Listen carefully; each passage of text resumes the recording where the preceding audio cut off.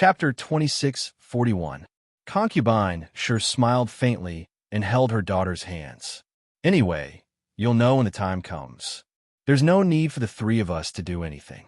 There are plenty of people who don't want her to have an easy time. Sure, Huaixin snickered. Mu Ruyin and Mu Royin looked at each other. Seeing that their mother was so confident, they also looked at each other confidently and didn't ask any more questions. Of course, Arbor didn't know that Concubine Sure was secretly trying to deal with her. However, even if she knew, she wouldn't care about that woman. How could a weak chicken enter her eyes? The two rested in Yulon Court for the night and woke up feeling refreshed the next morning. Without the noisy maidservants led by Nanny Zhou, Arbor felt that the world was much quieter. After washing up, the two sat at the table to eat breakfast. The Mu residents prepared a plentiful breakfast. Mu Qingyao was a smart person and definitely wouldn't make things difficult for the Crown Prince and Crown Princess over such trivial matters. The breakfast wasn't as complicated as the ones in the palace. There were 8 refreshing side dishes and a few plates of pastries. The two each had a bowl of porridge and casually ate some pastries before putting down their chopsticks to end their breakfast. Yin smiled and reached out to hold the little fellow's hand. "Wife, do you want to go shopping today?" The last time they went to Despondent Pavilion, they took the carriage directly and didn't really go shopping. Yin's suggestion made Sir Jojo's eyes light up. He instinctively felt that his suggestion was really very good. "Where are we going?" Jojo asked excitedly. "Where do you want to go?" "Why don't we go to your manor to take a look?" Yin reached out to carry the little fellow and looked at her as she spoke. "My manor?" "Yes, the area around Half Moon Cliff." "Okay." Arbor was instantly interested. Ever since Prince Kong gave her the title deed to Half Moon Cliff's hot spring villa, she really hadn't gone there. She heard that the scenery in that area was extremely good and looked like a rural village. Sir Jojo was somewhat looking forward to it, especially if he could travel together with his Lotus. Just thinking about it made him feel a little excited. Beautiful scenery, fine wine, and delicious food. Big haha. Jojo suddenly felt a little happy. When Yin saw that the little fellow was so happy, her mood began to lighten up. "Then let's go," the Crown Prince said with a smile. Taking the Imperial Uncle's garden over was indeed an extremely wise move. Seeing how happy Jojo was, Yin felt that her heart was about to soar as well. Arbor nudged him. "How are we going to get there?" How do you want to go? In a carriage?" No. "Then let's ride together." Arbor looked at him with his big watery eyes and nodded repeatedly. "Let's compete. Let's see who can be the first to reach Half Moon Cliff." Yin didn't know whether to laugh or cry. Why did this little fellow like to compete with others so much? Okay, as long as you're happy." He pinched her little cheeks with a doting expression and nodded. "Let's go." He patted her back and made the little fellow jump down.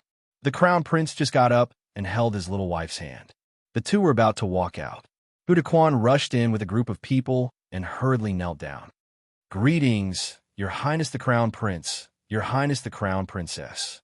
The Crown Prince had a bad premonition and raised his voice. "What are you doing here?" Chapter 2642. Hudaquan couldn't help but twitch his mouth when he saw the Crown Prince's defensive expression. He hurriedly crawled over on his knees and shouted, "Your Highness, the Emperor has decreed for you to enter the palace immediately." The Crown Prince and the Crown Princess looked at each other in dismay. The two of them were just about to go out for a stroll, and this blind person was already nagging and competing. The Crown Prince silently took his wifey's hand and pulled her out. He waved his hand and said, "Wifey, were we just now?" "We were talking about the horse race heading to Half Moon Cliff." Arbor immediately continued. The two of them acted as though they didn't see Eunuch Hu kneeling there and walked out of the door together in tacit agreement. "Eunuch Hu, no. Can the two of you not treat this old servant like heir?" "Your Highness!" Hudaquan cried out as he led a group of people to rush over. "You can't do this. This old servant is right in front of you. Look at me. This group of eunuchs rolled all the way from the inner court to the outer court, persistently blocking the Crown Prince and the Crown Princess path. Black smoke was rising from the crown prince's head. This bunch of blind fellows. Didn't they know that he was about to take his wifey out for a stroll? They were already ignoring them, but they still didn't hurry up and scram. They kept blocking his path. How infuriating. Arbor looked at Hu Daquan, crying so pitifully that his shoulders kept shaking. He couldn't help but purse his lips and droop his shoulders. He said woodenly, "Why don't you go back to the palace with Eunuch Hu?" Seeing Eunuch Hu crying like that, he wished that he could cry his lungs out. Did he have to? He made it seem like she, the crown princess, was bullying him, this old eunuch. Hu Daquan immediately scooted over to her feet. Crown princess, you're too kind." "Thank you, crown princess. Thank you, crown princess." "Your Highness the crown prince." Eunuch Hu threw himself at the crown prince's feet and persuaded earnestly, "Just go back to the palace with this old servant first." "Ah, your highness." The crown prince was furious.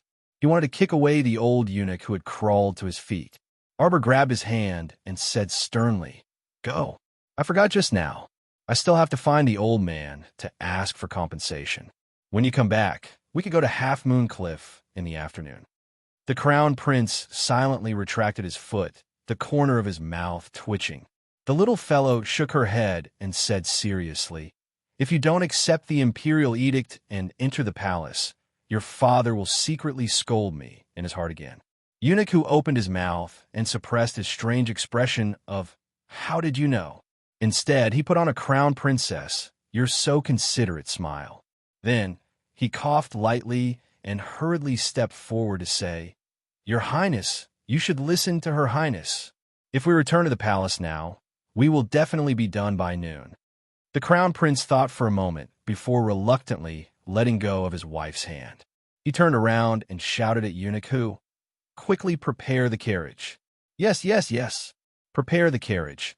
Prepare the carriage to return to the palace." Emolian turned around and held the little fellow's hand. "I'll be back soon. Wait for me at home. You can't sneak off by yourself." Xiao Mu blinked her eyes, feeling curious. Where could she have run off to? You can't go out by yourself. There are many bad people in the capital. Who knew if she would run into those two from the Qin estate if she went out for a stroll?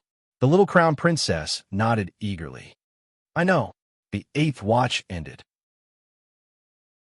Chapter 2643. How could his wife be so adorable? Prince Amo couldn't help but rub her head. In the next moment, he was surrounded by Eunuch Hu and the others and forcefully escorted away. The little fellow pursed his lips and glanced at the empty house. Now, not a single one of them was left. "Forget it. I'll go to the old man's place first and ask for her reasonable compensation." The compensation from last time had all been awarded to Hui Feng and his gang. According to the old man, the compensation this time would definitely be more than last time. The little guy stomped out of the door. Upon seeing this, Kai Xiu hurriedly asked, "Is the crown princess going out?" "I'm just walking around. You don't have to follow me." Miss Chow shook her head and told Kai Xiu and Kai Chi to stay at home. She was just strolling around the Mu family. She really didn't need anyone to follow her around. The little fellow was not a particular person. She did not need the extravagance that noble ladies would pay attention to. She found it annoying to have so many people around. After leaving the Magnolia Court, Arbor strolled along the flower path. The old master's north courtyard was the innermost part of the entire southeast inner courtyard. It was separated from the residential area of the Mu family's children. The old man was the head of the clan. Normally, all the clan affairs were handed over to his eldest son, Mu Jingfeng, to handle. He had been in seclusion for almost all these years. Therefore, the entire North Garden was filled with lush trees and quiet residences. The architectural style was also based on simplicity and elegance. They walked around Arbor at a leisurely pace. Occasionally, they would stop and look around, but they wouldn't stay for too long. The Mu family's mansion built in Winter Moon Mountain Forest was comparable to the residences of the princes in the imperial capital. The 6 great aristocratic families of the Divine Prefecture were the Qin clan of the Elixir clan, the Duan clan of the Concealed Weapons clan, the Mu clan of the Talisman clan, the Do clan of the Medicine clan, the Long clan of the Forging clan, and the last of the 6 great aristocratic families, the Sure clan of the Smelting Clan. Among the 6 great families, the Mu family was usually ranked 3rd or 4th. They were often at odds with the medical family, the Doe family. Even the residence was close to the Doe residence. He had built a residence in the Winter Moon Mountain Forest, while the Doe clan had built a mansion next to the East Peak Mountain. However, the Mu family's back door was still within the sovereign capital. The entire family clan was located in the western suburbs of the sovereign capital. The Doe family's residence was a little far. It was basically out of sovereign capital, just based on the location of the residence. The Mu clan had the upper hand. Speaking of which, Arbor had been in contact with the 6 aristocratic families for a long time. Considering that their branches could be spread across the major lower star fields, it was clear that their power was not to be underestimated. Arbor's footsteps suddenly stopped, as if he had sensed something, and he turned back to look. Behind him was a row of short and lush trees. There was a winding path leading to Yulon Court, but there was nothing there. Arbor frowned slightly and unconsciously tugged at a strand of black hair that had fallen onto his shoulder. She turned around and walked a few steps. Then, she suddenly turned her head back. Her lips were filled with a trace of coldness. Sneaky, sneaky. Arbor turned around and walked away. Suddenly, the little white squirrel jumped out from Paradise Planet without any warning and squatted by her feet. Arbor was taken aback. He stopped in his tracks and looked down. The little guy was leaning against her feet, swinging his 4 furry little tails. Chapter 2644. Why did Chocho suddenly jump out? Arbor bent down to pick up the little guy from the ground and poked its furry little head. What are you doing? Chirp. The little white squirrel's furry face was twisted into a ball as it looked around the courtyard with a strange expression. Little Chocho had grown 2 more tails recently, and now it had 4 tails. This not only surprised Xiao Mu, but it also made her curious. She wondered how many tails it could grow. Chocho's little black eyes flickered with annoyance as its little claws involuntarily crawled on Arbor's body. Chirp, chirp, chirp, chirp. Arbor looked in the direction its claws were scratching and saw a fork in the path beside the flower path. She didn't know where it led to. HM. Sir Jojo took 2 steps in that direction to take a look. What's wrong with Chocho? Chirp, chirp, chirp. The little white squirrel kept clawing at Arbor's clothes and chirped. Could it be? This little guy wants me to take this path? Arbor's eyes suddenly lit up. She herself could not see the expression on her face at this moment. If the Crown Prince saw that expression, he would definitely burst out laughing. Lady Chow Chow's eyes were shining with a strange light. She had an expression of, is there a treasure there? This little white squirrel was used to looking for treasures. Sir Jojo made a prompt decision and immediately carried the little white squirrel to the fork in the path beside the flower path. Yes, it's most likely true. Chirp, chirp, if we get a treasure this time, I'll treat you to a good meal. Arbor muttered to herself as she carried the little white squirrel into the path. The path was overgrown with trees on both sides, and it looked like very few people came here. Not long after Arbor left, 2 youths suddenly landed at the fork in the path and looked at each other in dismay. Why did you go there? That was the Mu family's forbidden area. The patriarch had given an order many years ago that no one was allowed to enter that garden. Who cares if she dies or not? Another young man sneered with a gloomy face. She came home in such a grand manner and made our Mu family kneel and kowtow 9 times to welcome her. This woman has long become the public enemy of the entire Mu family. If she had the strength, then so be it. It will be more acceptable for the entire Mu family to kowtow to a strong person. But now, everyone in the Mu family knew that the little crown princess was a piece of trash who had been brought over from the lower star field. In a place like the lower star field, struggling to become a level 3 soul master shouldn't be easy. She could only stop here. Are we still going to follow them? Are you stupid? Why are you following them? Don't forget what's in that old garden. That's right.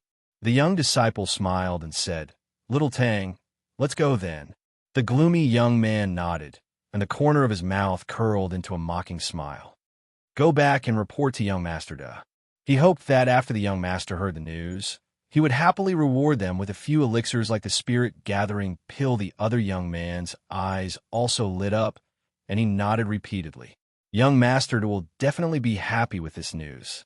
Ever since he was poison mute by that little slut, young Master often threw a tantrum when he returned home. All the disciples in the entire second branch were now trembling with fear, afraid that they would offend young Master if they didn't do it right. Chapter 2645. They didn't blame young Master Mulder for being arrogant and domineering and being taught a lesson by the little girl. They only blamed the little girl for not knowing her limits and poisoning young Master Mulder until he became mute. Of course, this matter had nothing to do with the little girl at all. That Mulder, she didn't care what he did in the courtyard, but if he still wanted to jump in front of her to court death, Sir Jojo would naturally let this guy understand why flowers were so red. Chirp, chirp, chirp, chirp. The little white squirrel urged again and again, causing Arbor's excitement to rise a little. Her treasure-seeking mouse was so excited. There must be something big ahead. Treasure. Shell. Arbor quickened her pace and ran along a small path filled with withered trees. Xiao Mu was a little speechless when she stood in front of a courtyard that was covered in old green vines. The entire courtyard was covered in vegetation, and even the entrance to the courtyard was blocked by overgrown climbing plants. Wasn't this just an ordinary old courtyard? The vegetation in the surroundings was too dense. Looking at the condition of the vegetation in the courtyard, it seemed like no one had trimmed it for more than 10 years.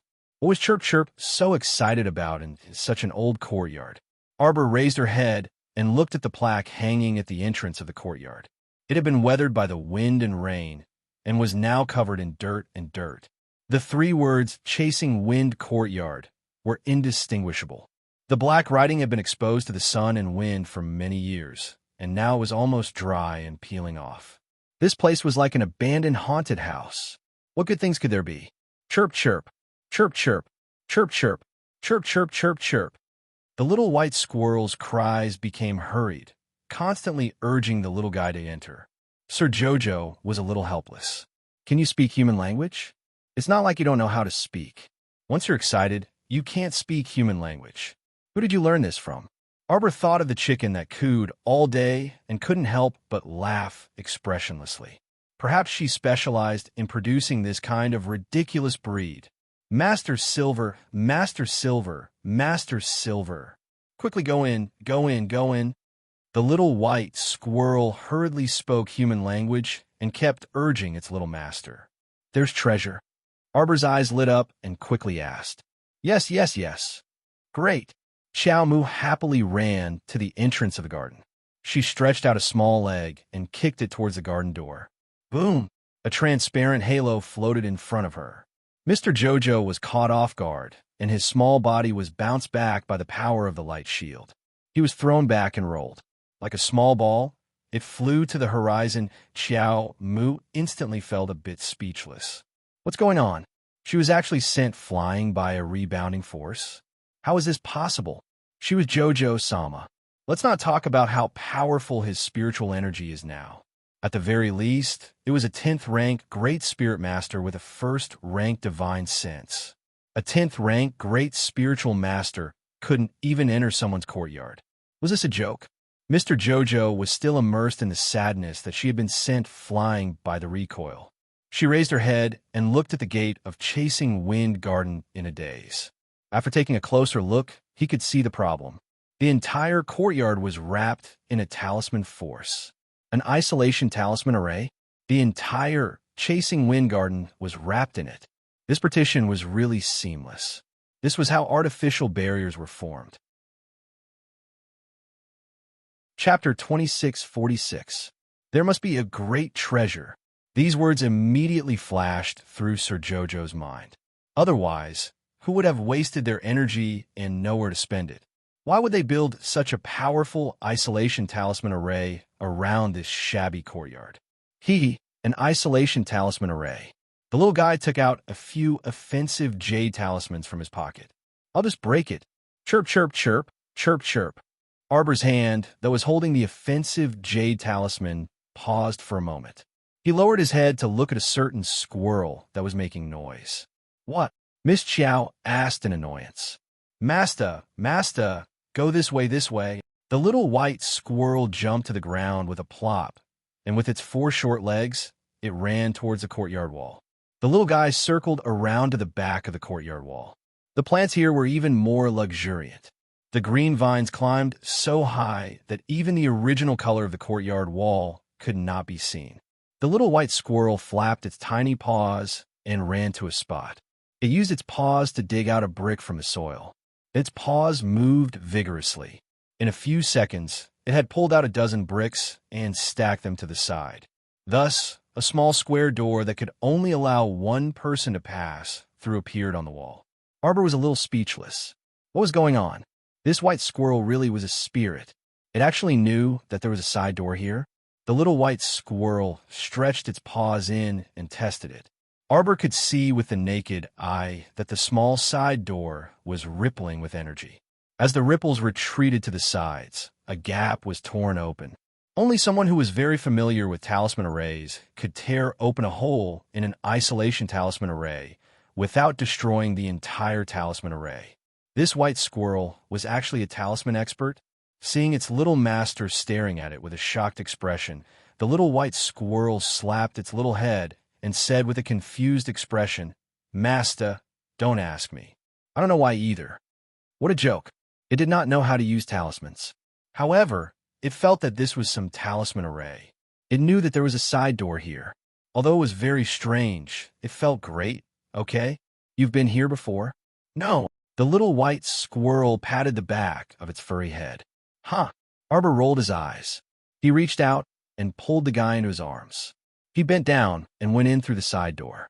After she went in, the transparent isolation rune array, which had been torn apart, gradually closed again. A streak of vague brilliance slid past the side door. Xiao Mu turned around and, unwilling to give up, lightly touched the isolation talisman matrix that had returned to its original state. In an instant, her finger was bounced back by a tyrannical force. Arbor was expressionless. There was a white mouse in the house. It would bring its master in and out of the talisman array. What should I do? Arbor carried the white squirrel and entered through a side door before following a winding path to the inner yard.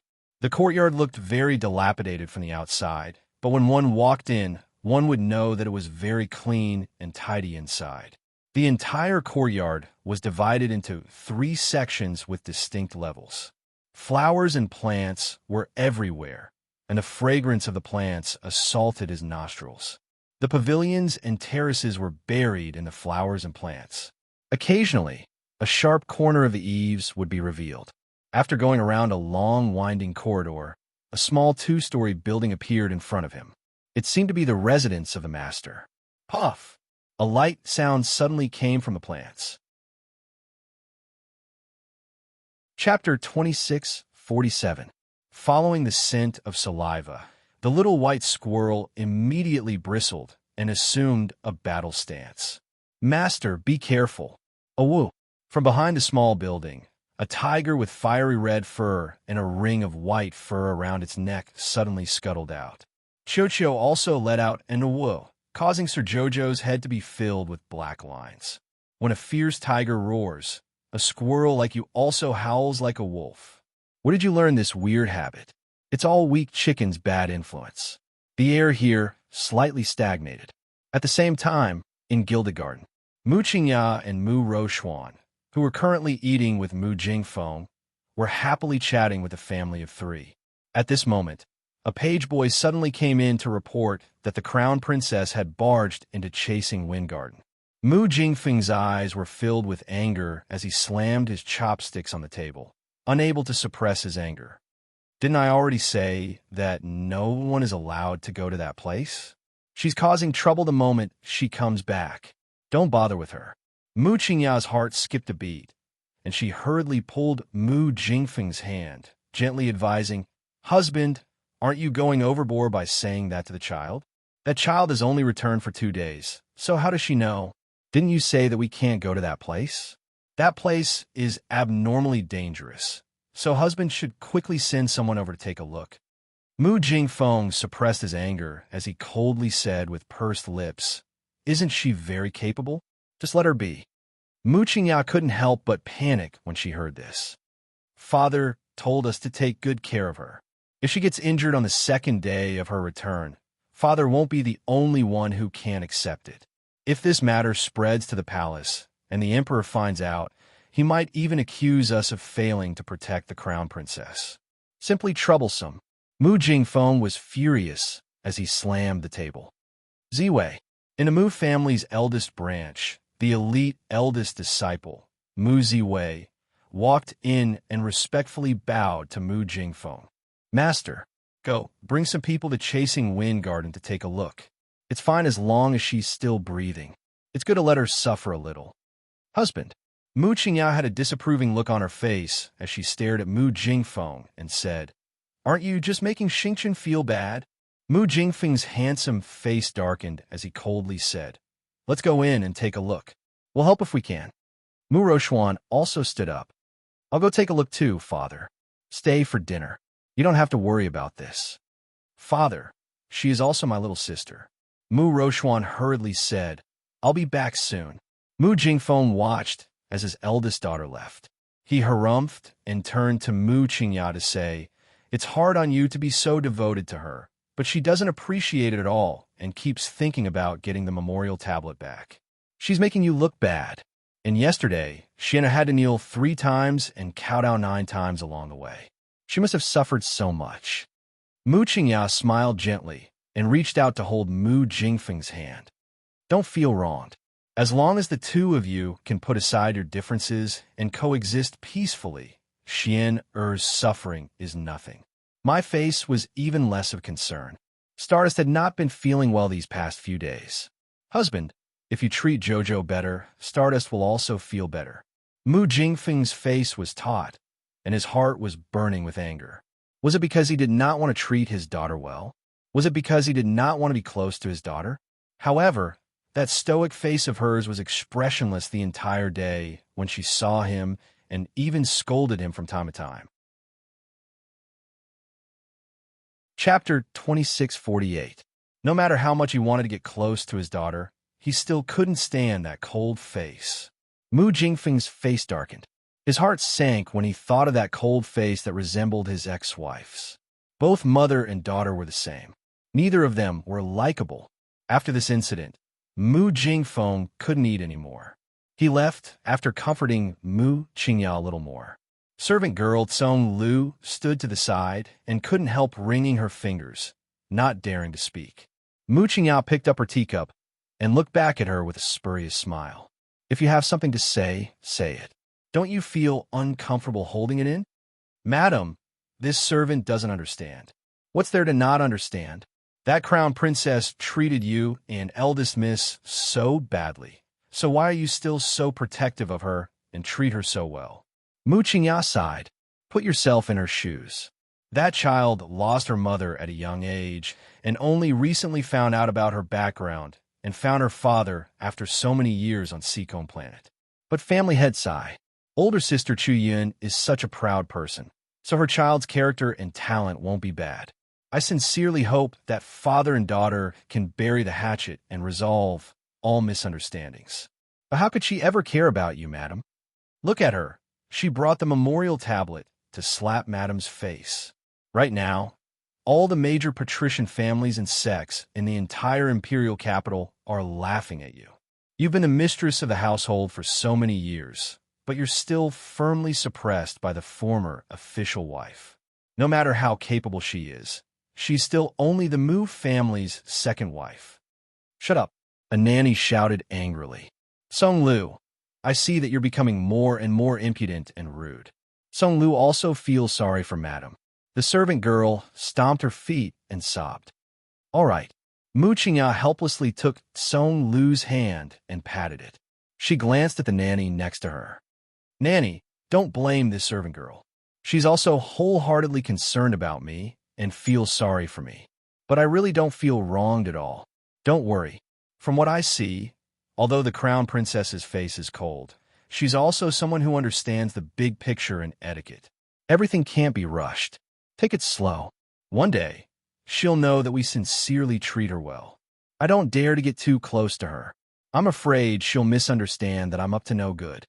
Mu Qingya sighed and said, "But I can tell that the child is just a little cautious. She's really a good child. She'll be fine as long as you don't provoke her. After we spend more time together in the future, she will definitely understand the good of the family." Song Lu shut her mouth, and the wet nurse Nanny Chiu also nodded and said with a smile, "No matter what others say, as long as the old patriarch and the patriarch support you, Madam will always be the mistress of the Mu family. Why bother with those who have been afflicted by the plague and whose mouths are cheap?"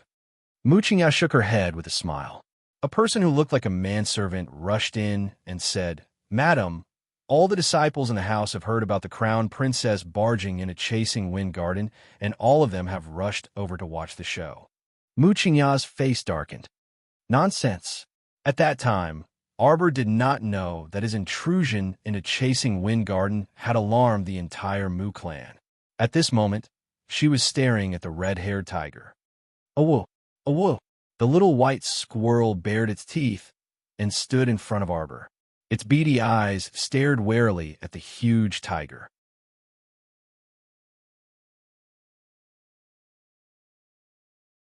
Chapter 2650. When the Mu family's eldest miss, Mu Rochuan, and elite disciple Mu Zue arrived with a group of elite disciples, the commotion at Chasing Wind Garden's entrance was already beyond recognition. Meanwhile, the little stoic just coldly stood at the entrance and watched this farce. She didn't interfere or help, and her eyes were as cold as an outsider watching the show.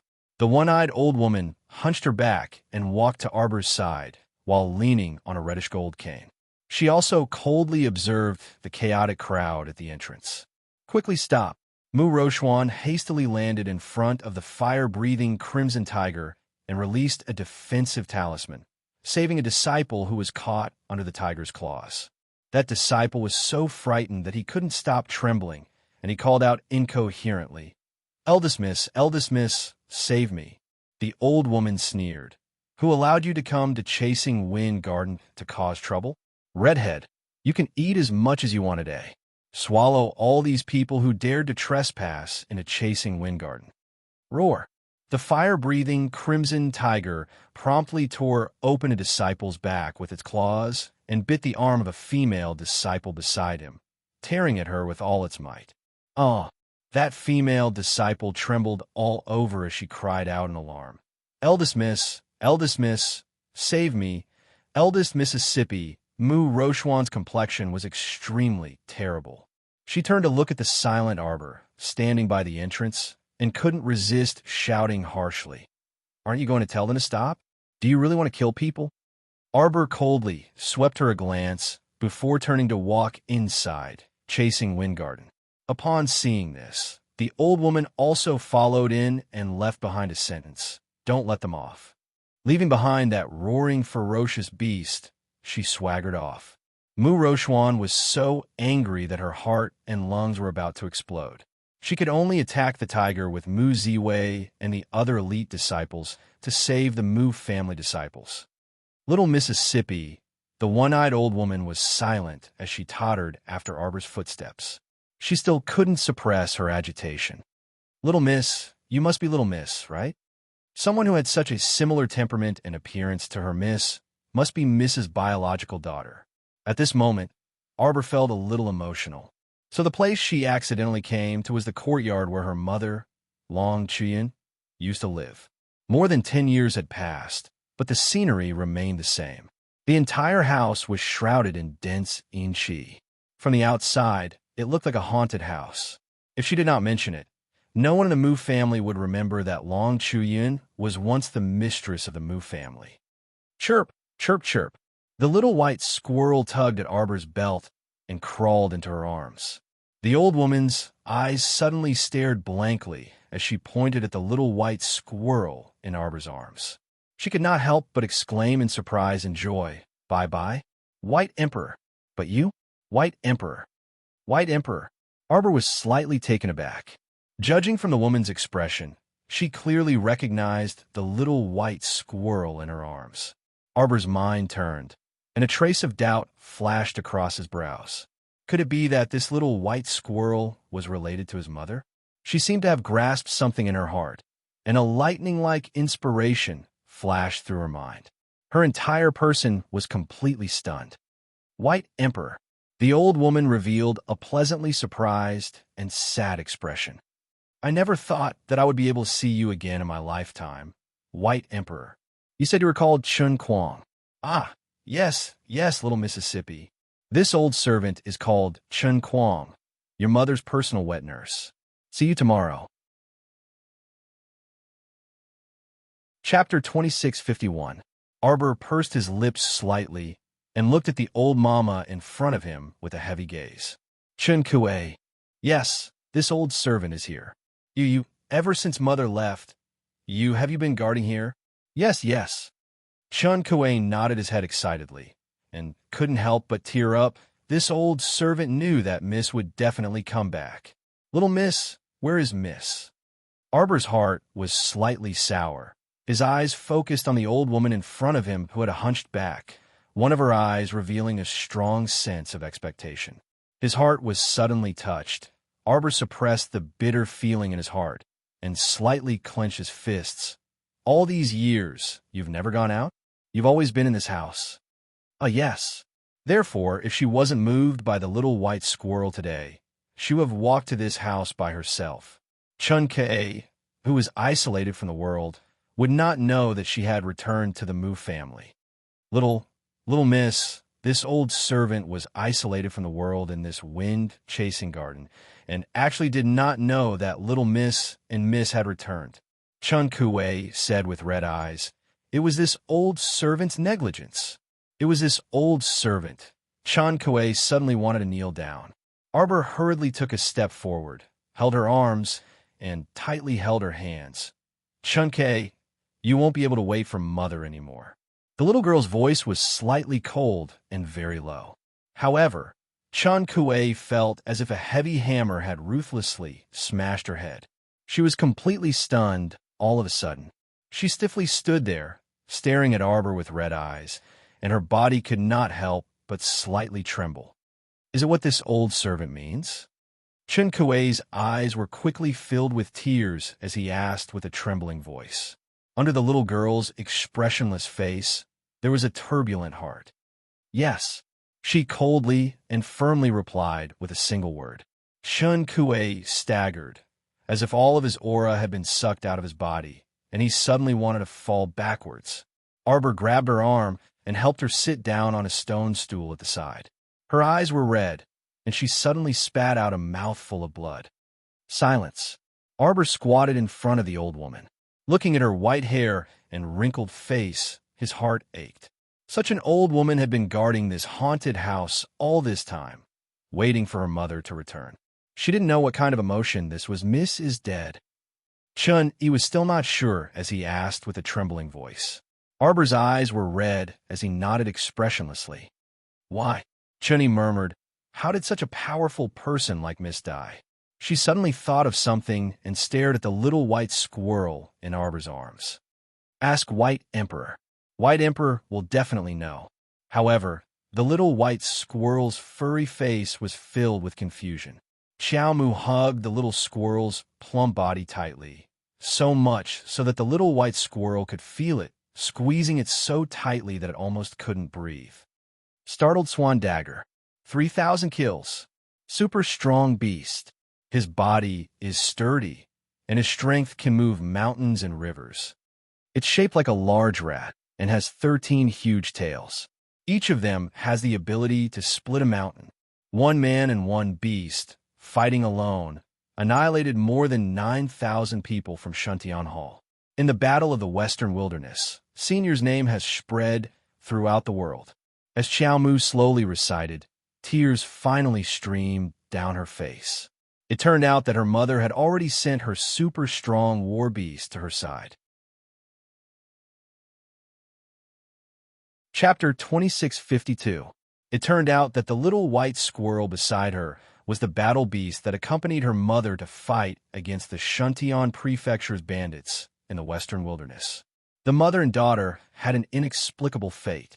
but she was completely unaware. Chun Chung looked at her with red eyes. She didn't understand what Little Miss was mumbling about, but she felt uncomfortable with her heart being grabbed. It was as if an invisible giant palm was tightly gripping her heart. Just listening to it made her feel very painful. Very painful. Very painful, Little Miss. Can you tell me what's going on? Although Long Chuyun is dead, her legend has been circulating on Seacone Planet for more than 10 years, Arbor said faintly. Seacone Planet? Miss went to the lower star field. Chun Chung, do you know why she left the Mu family back then? Of course I know. Chun Chung gnashed her teeth and said hatefully, it was those ungrateful bastards who were worse than pigs and dogs that forced her to leave. Tell me, Chun Chung. I will definitely seek justice for Mother, Arbor said coldly. Chun Chung turned to look at her and reached out to grab her little hand. Little Miss, you must not try to strike a stone with an egg by yourself. I'm not alone. When Arbor said this, a faint gentleness flitted across her face. I'm not alone anymore. Chun Chung, don't worry. I won't take risks if I'm not sure. Good, good, good. Seeing her so confident, the old woman's expression couldn't help but ease a little. She quickly nodded and said, what does Little Miss want to know? This old servant will definitely tell you everything. Mama, back then, after my mother left the Divine Continent alone, she went to the lower star field. He went to the lower star field, but he was hunted down all the way. Shantian Prefecture once sent 10,000 people to kill her in the western wilderness of the lower star field. At that time, she relied on the startling swan dagger to fight alone. She killed 9,000 people from Shantian Prefecture before finally escaping. Now that he thought about it, the place she escaped to was Kwoto Village near Hullen Mountain. Although she won this battle, her vitality was greatly damaged after all. Therefore, not long after giving birth to her, Long Chuyun divined that she would not live for long entrusting the orphan, building the land of inheritance, and silently dying in that place alone. Everything became logical and traceable. As for the little white squirrel, it was indeed unknown why it had run from Long Chuyun's land of inheritance to the Peach Garden Mystic Realm. The Peach Garden Mystic Realm was naturally formed. It was unknown how the white squirrel had managed to enter it. The white squirrel had been severely injured in that battle. Now, it only had 4 of its 13 tails. Clearly, it had been on the brink of death in that battle. From the very first glance, it had already latched onto him. It was definitely following the aura of his bloodline. Arbor's little hand unconsciously grabbed the furry little squirrel that was obediently nestled in his arms, not moving at all. Chun Yi's eyes were about to split open as he clenched his fists tightly. As expected, they are all a bunch of ambitious wolves. The information I have now is Shantian Manor's Manor Lord, Gung Pengcheng, was related to Concubine Sure. But I don't know if it was that Concubine Sure who gave the order to kill my mother. Concubine Sure. Chun Yi's face darkened slightly. She's just a little concubine. How'd she get involved with Shantian Manor? I also feel a little puzzled. Arbor lowered his eyes and said indifferently, so, Mama, I want to know why Mother left alone back then. Chapter 2653. I want to find the source. I will definitely be able to find the truth. I will definitely be able to find the murderer who killed her. Little Miss, come with me. Chun Kuei nodded and turned around to lead Arbor into the 2-story building. They went all the way to the 2nd floor and pushed open a door.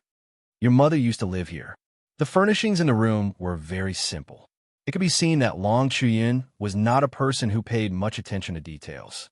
So many years had passed, but the room was still clean and spotless. It could be seen how diligent Chun Kuei was in cleaning. Little Miss, sit. Chun Kuei invited Arbor to sit down. From the dressing table at the side, he picked up a well-made and meticulously carved rosewood box and came to Arbor's side. Pushing the box to Arbor's side, Chun Kuei sighed and said, "This is your mother's relic. Little Miss, you should keep it well." Arbor opened the box and looked inside. It was full of pearls and jade jewelry, which looked a little dazzling. There was also a compartment in the box. Arbor opened it and saw that it was a list of dowry. Glancing down 10 lines at a glance, Arbor looked up at Chun Kuei. These things are all Mother's. Your mother left them for you. In the future, they will all be your dowry, including this Kai-Dai pavilion, frustrated pavilion, and so on. They're all mother's businesses. Yes. Chun Kuei opened the last compartment of the box, took out a stack of land deeds, and handed it to Arbor. A few years ago, Master came to ask for it, but I didn't give it to him. Chun Kuei sneered. At that time when Master and I fought, I, a blind old woman, would have risked my life to protect Mrs. Things. Your eyes? Arbor was startled, and her fingers slightly shrank. That's not it. My eyes were not blinded by Master. Chun Kuei shook her head. Little miss, don't worry. I have the Scarlet Flame Fire Spitting Tiger, so I didn't suffer too much. I was injured, and Master was also injured. After that, he even sealed the road here and made Chasing Wind Garden a forbidden area for the Mu family. But this is also good. This way, there will be fewer people coming to make a fuss. Chun Kuei laughed mockingly. However, although the deeds are in our hands, those shops and fields are all managed by the Mu family. Arbor nodded. It's okay. Take your time. It's mine. I won't lose a single thing. Seeing that little Miss's attitude was so resolute, Chun Yi's eyes couldn't help but light up slightly. She didn't know why, but although she had only interacted with Little Miss for a short while, she felt that as long as Little Miss said something, she would definitely be able to do it. Did Little Miss come into contact with anyone from the Imperial Capital's Long family after coming to the Divine Land? Arbor shook her head.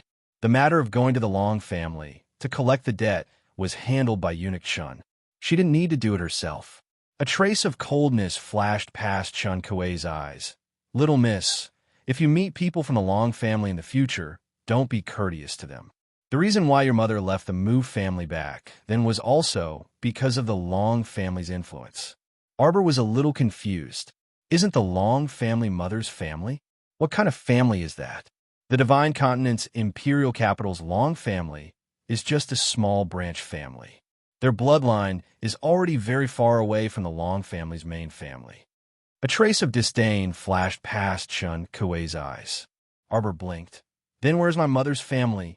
The Sea of Forgetfulness. Chun Kuei's eyes carried a faint yearning. Our home is in the Sea of Forgetfulness. Chapter 2654. The entire sea area is the Long family's territory, above the 3 provinces. The current lord is your uncle, Long Chuyu. Arbor blinked, but before she could ask any questions, she heard Chun Kuei continue. More than 10 years ago, the Imperial Capital's Long family led a group of greedy people to the Sea of Forgetfulness to attack our home, wanting to plunder our resources. Although they didn't succeed in the end, the Sea of Forgetfulness suffered a great deal of damage.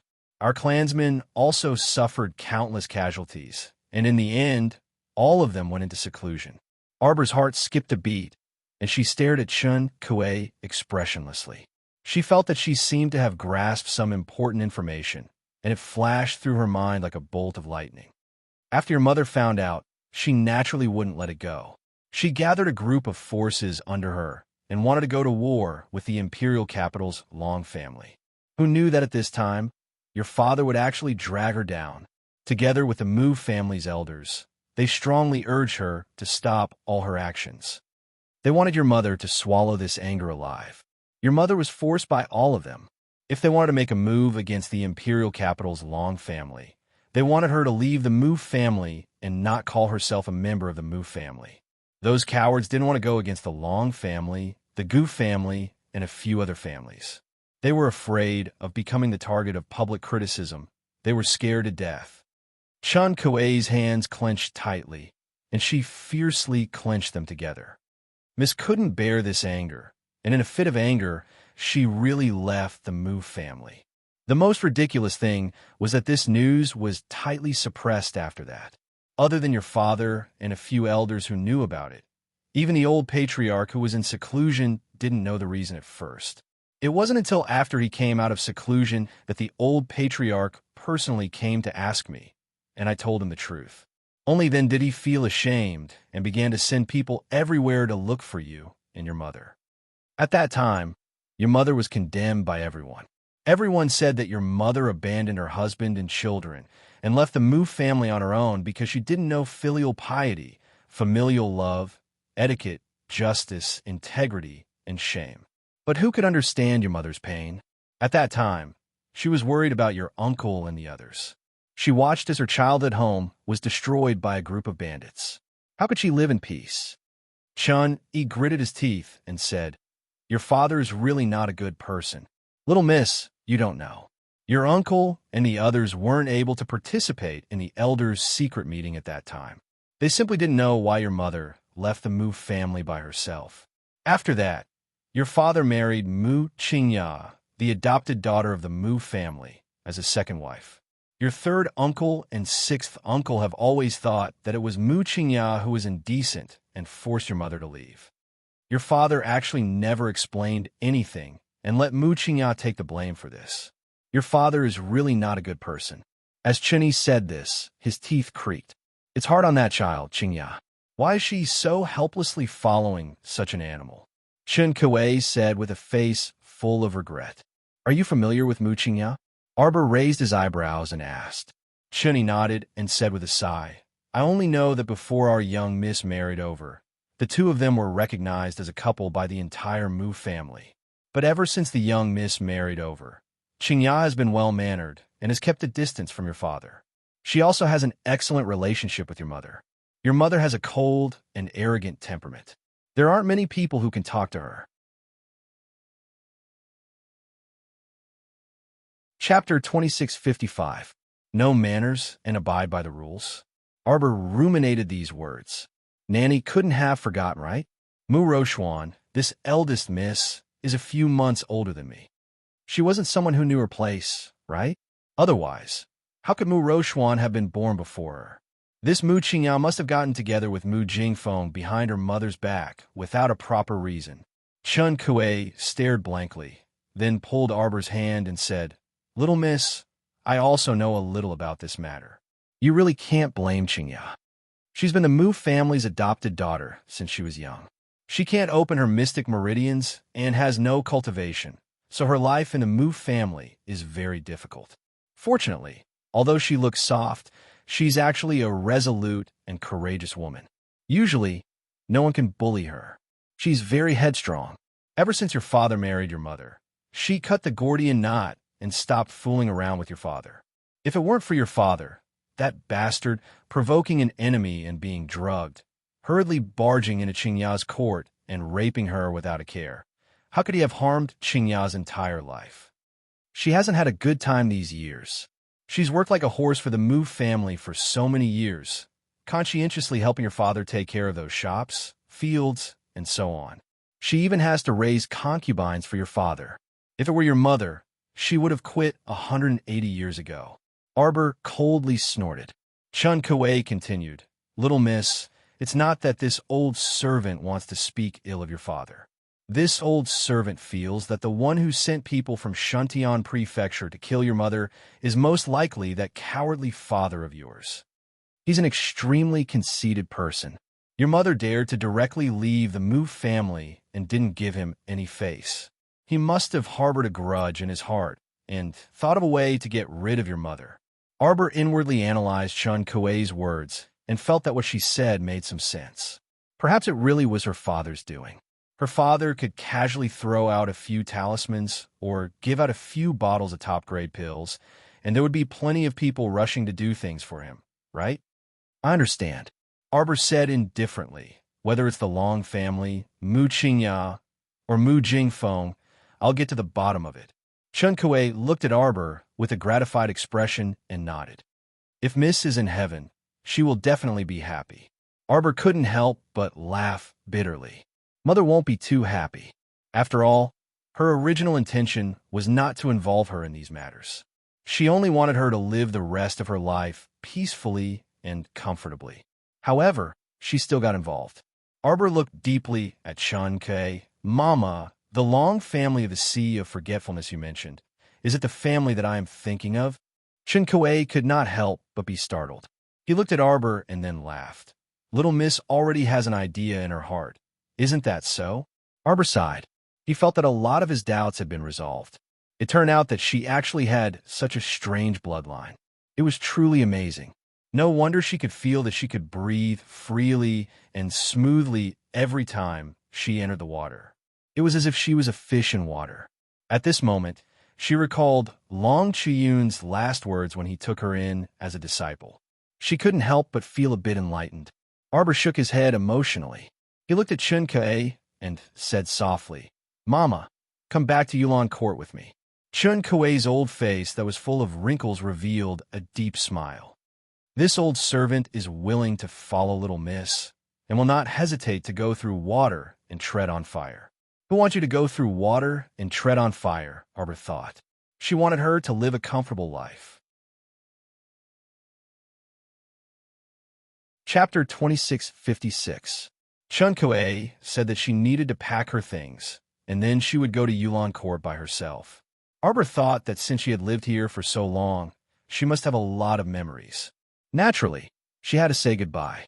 After leaving Chasing Wind Garden, Xiao Mu looked back at the courtyard that was as dilapidated as a haunted house and narrowed her eyes. Back then, when her mother left the Mu family in a fit of anger, it actually involved some secrets of her maternal family. As a branch family, the Long family of the capital was willing to betray their own family members for some benefits. It must have been hard for them to live so well in the capital all these years. This karmic retribution really needed to be personally handled by her. When Arbor arrived at North Garden, it was already past lunchtime. When the old steward of North Garden saw that it was the little crown princess, he didn't dare to delay.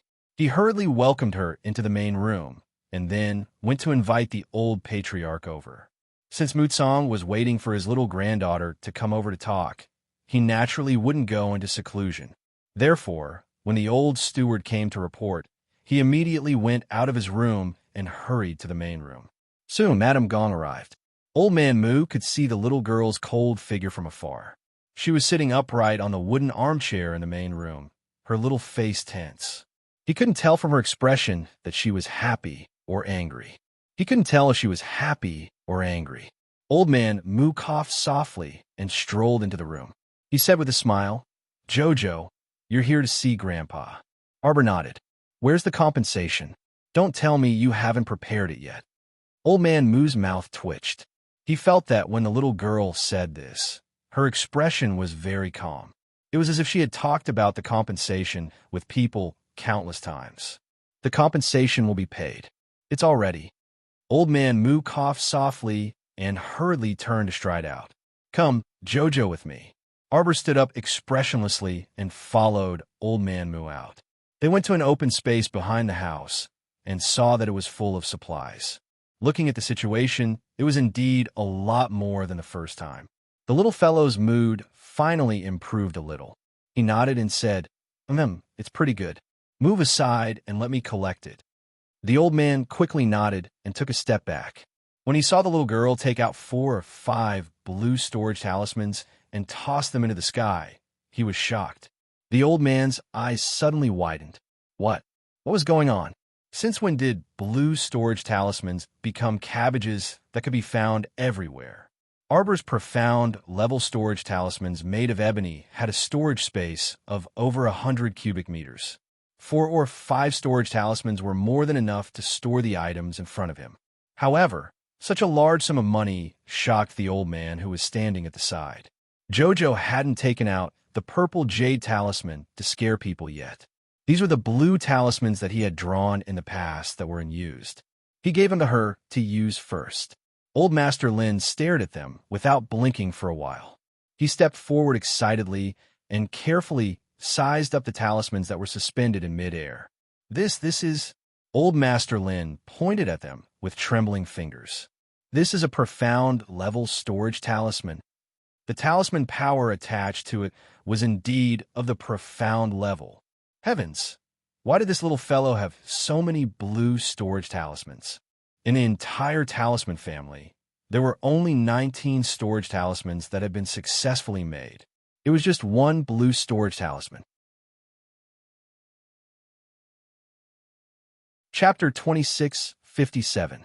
Moreover, the highest level blue storage talisman was only yellow level. It was made by a grand elder 100 years ago. Although the method of drawing the blue talisman had been passed down, none of his descendants had been able to make the blue storage talisman. Grandpa Moo looked at Arbor in surprise and delight. "Jojo, are these black-level blue storage talismans?" Arbor glanced at Grandpa Moo and thought for a moment. Then he took out 2 blue storage talismans from his pocket and tossed them to Grandpa Moo. Courtesy demands reciprocity. The corners of Old Master Moo's mouth twitched. He had the urge to laugh, but he felt gratified in his heart. Who said that his granddaughter was ignorant of the ways of the world and only knew how to maintain a poker face? Wasn't she very sensible? "Jojo, these blue storage talismans are—" "You drew them?" Grandpa Moo was too embarrassed to ask. He only probed with his eyes. "Yes." Arbor nodded his little head. "I drew them. I drew them. I drew them. I drew them, drew them, drew them, drew them." These words kept reverberating in Grandpa Moo's mind. They reverberated back and forth, almost as loud as the sound of magic. His calm old face gradually rippled with strangeness and astonishment. Then his expression froze in shock. Could it be that his ears weren't working well?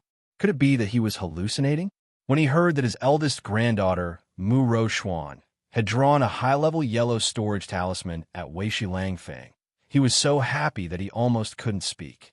Rochuan was the only junior in the Mu family who could draw a storage talisman in recent years. Grandpa Mu was very gratified when he thought that Rochuan's future as a talisman master might be even better than Xing Chun. But now Roxian was nothing compared to the little girl in front of him. This little girl actually told him that she drew all the black-level blue storage talismans in front of him. Grandpa Moo was abnormally shocked. He was stunned by this news. That was a black-level blue storage talisman. Even the ancestors of the talisman aristocratic families in China had never drawn a talisman like that. The little girl looked at the old man with a strange expression.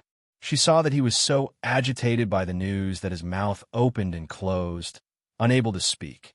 Arbor couldn't help but shove the 2 storage talismans into the old man's hands. He said expressionlessly, "Take it." Subconsciously, Grandpa Moo clutches the blue storage amulet in his hand. The little fellow asked Patriarch Moo to sit down at the stone table beside them. Then she sat down and said seriously, "Patriarch Moo, let's talk business now." Old Master Moo was stunned.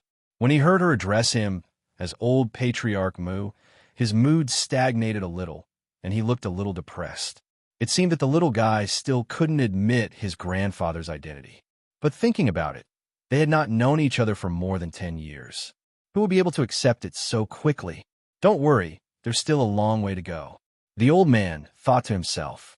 He would first slowly get to know the little fellow and let her guard down. If he treated her well, she would definitely be willing to call him grandfather in the future. "Child, tell me, if this old man can make a decision, I will definitely help you."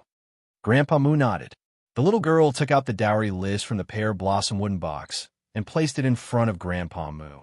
"My mother's dowry is said to be for me."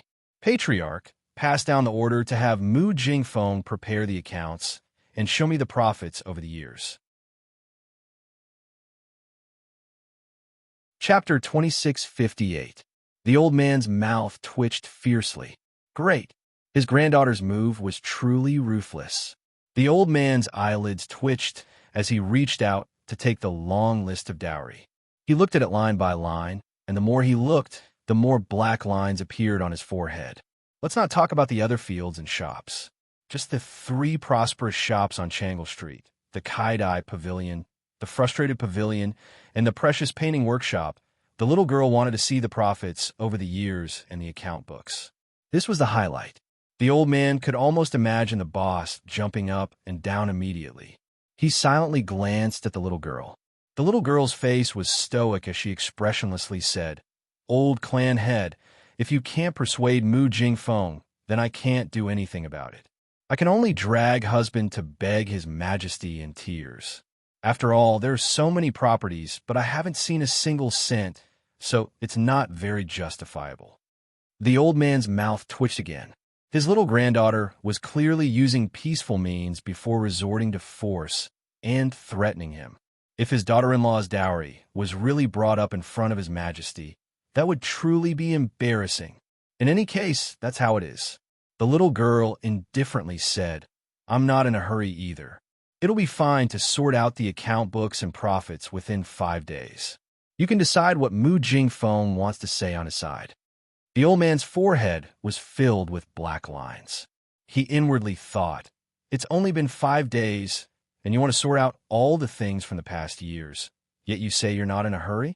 However, he wasn't stupid. He naturally knew that the father and daughter had a deep knot in their hearts. The little girl was clearly not giving Jingfeng a good life by doing this. The eldest branch had lived such a prosperous and carefree life these past few years. If they had to spit out so much at once, the Mu family's old man himself didn't dare to imagine it. The little girl patted her butt and went back in a good mood. She had said what needed to be said. As for whether they would do it or not, that was their business. Doing things obediently was one thing, but if they didn't, then it was a different story. In any case, she had a backup plan waiting for them. On the other side, in the Imperial Palace's Grand Hall, the air was so oppressive that one could practically hear a pin drop. Ever since the Crown Prince was summoned to the hall, the atmosphere gradually became heavy and frightening. The officials silently lowered their heads like quails, increasingly feeling that the atmosphere here was very stifling. After the Crown Prince went to the rear, he merely looked at everyone with a cold gaze and didn't say anything. This inexplicable pressure caused everyone to shut their mouths. Not speaking for a long time caused everyone's hearts to be hung high, filled with endless tension and oppression. Cough. Finally, someone couldn't take it anymore and coughed dryly. A man in a white robe, standing in the middle of the Heaven Origin main hall, stepped forward and cupped his hands. Your Majesty, if you want to talk about punishment, the holy nun of my Heaven Origin Hall has suffered a lot while being locked up in the dungeon. She has also received the lesson she deserves. I wonder if Your Majesty can Niayaguang let a group of disciples of the Divine Hall to slander, spread rumors, and abuse the Crown Princess in public. His crime is serious. You want to release him after 5 or 6 days. What do you think Shenzhou is? How can you be so presumptuous? Prince Amo finally opened his mouth. The moment he opened his mouth, he was merciless and angry. His eyes were so cold that it seemed like they were about to drop ice shards. The white-robed priest turned and bowed. Your Highness, Yao Guang's Saintess, Xiamo Lian didn't listen to him. She waved her hand and said coldly, I don't agree to let him go. Crown Prince, you. Presumptuous. Eunuch who scolded. Tomorrow at 6 p.m. Chapter 2659.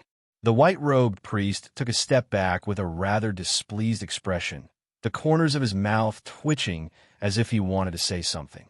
There were about a dozen disciples of the Sun Moon Temple standing in the Qianyuan Hall, led by an old man in brocade.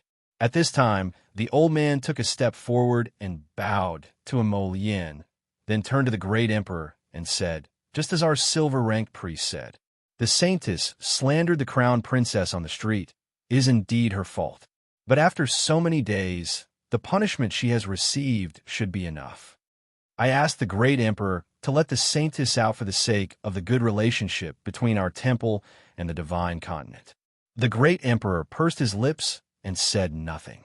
No one could figure out what the great emperor was thinking at this moment. The silver-ranked priest could not help but say angrily, I heard that our saintess was beaten up by the crown princess on the street. The silver-ranked priest used the word beaten. It was obvious that he was somewhat unable to suppress his anger. Thinking about it, the dignified saintess of the Sun Moon Temple, who represented the dignity of the temple, was beaten up like a dog by the divine continent's crown princess on the first day of her arrival in the capital. They had all heard that on that day, the crown princess very viciously slapped the saintess dozens of times, and finally took out the spiritual thunder talisman to kill many priests of the temple. This little crown princess was too vengeful. The saintess only committed the crime of speaking. Was there a need to be so ruthless? The most important news they heard was that the crown prince was actually an accomplice to the evildoer, allowing his concubine to do whatever she wanted and humiliate their saintess. It was really intolerable. The silver-ranked priest stood up with righteous indignation and said in a cold voice, "Your Highness the Crown Prince, His Majesty the Emperor of the Divine Continent. The saintess of our sun-moon temple represents the existence of the sun-moon and the heavenly Tao, and is the holy source of the temple. These days, your divine continent has beaten her, imprisoned her, and humiliated her. This is already very infuriating. Now that our temple has proposed the terms of exchange, shouldn't you also take a step back? Isn't it a little unreasonable to refuse to let him go?" Prince Amol looked at the priest coldly. "Release them? Stop dreaming. Since this woman dares to slander my wife, then she can stay in prison for the rest of her life." The white silver priest's expression changed slightly, and he couldn't help but blurt out, "Your Highness, can you make a decision on this matter?" There was a hint of disdain in his words. "If you can't make the decision, then shut up." The great emperor hadn't said anything yet. The silver-ranked priest sneered. The hall was silent, and all the officials lowered their heads in an instant. Prince Amol looked at him with a cold smile. His voice was neither loud nor soft, but it was cold enough to make people shiver. This person disobeyed this crown prince in front of everyone, so his crime is punishable by death. "Where are the guards?" "Here." Dozens of purple forest guards rushed in from the entrance of the hall and surrounded the silver-ranked priest who had been blabbering nonstop the moment he entered the hall. Dozens of swords pressed down on the priest's neck, and he was forced to kneel on the ground with his hands behind his back. The silver-ranked priest's knees went soft, and he fell heavily on the ground. His entire face turned green, and he was sweating profusely. He hurriedly said, Great Emperor, great Emperor, what is the meaning of this?"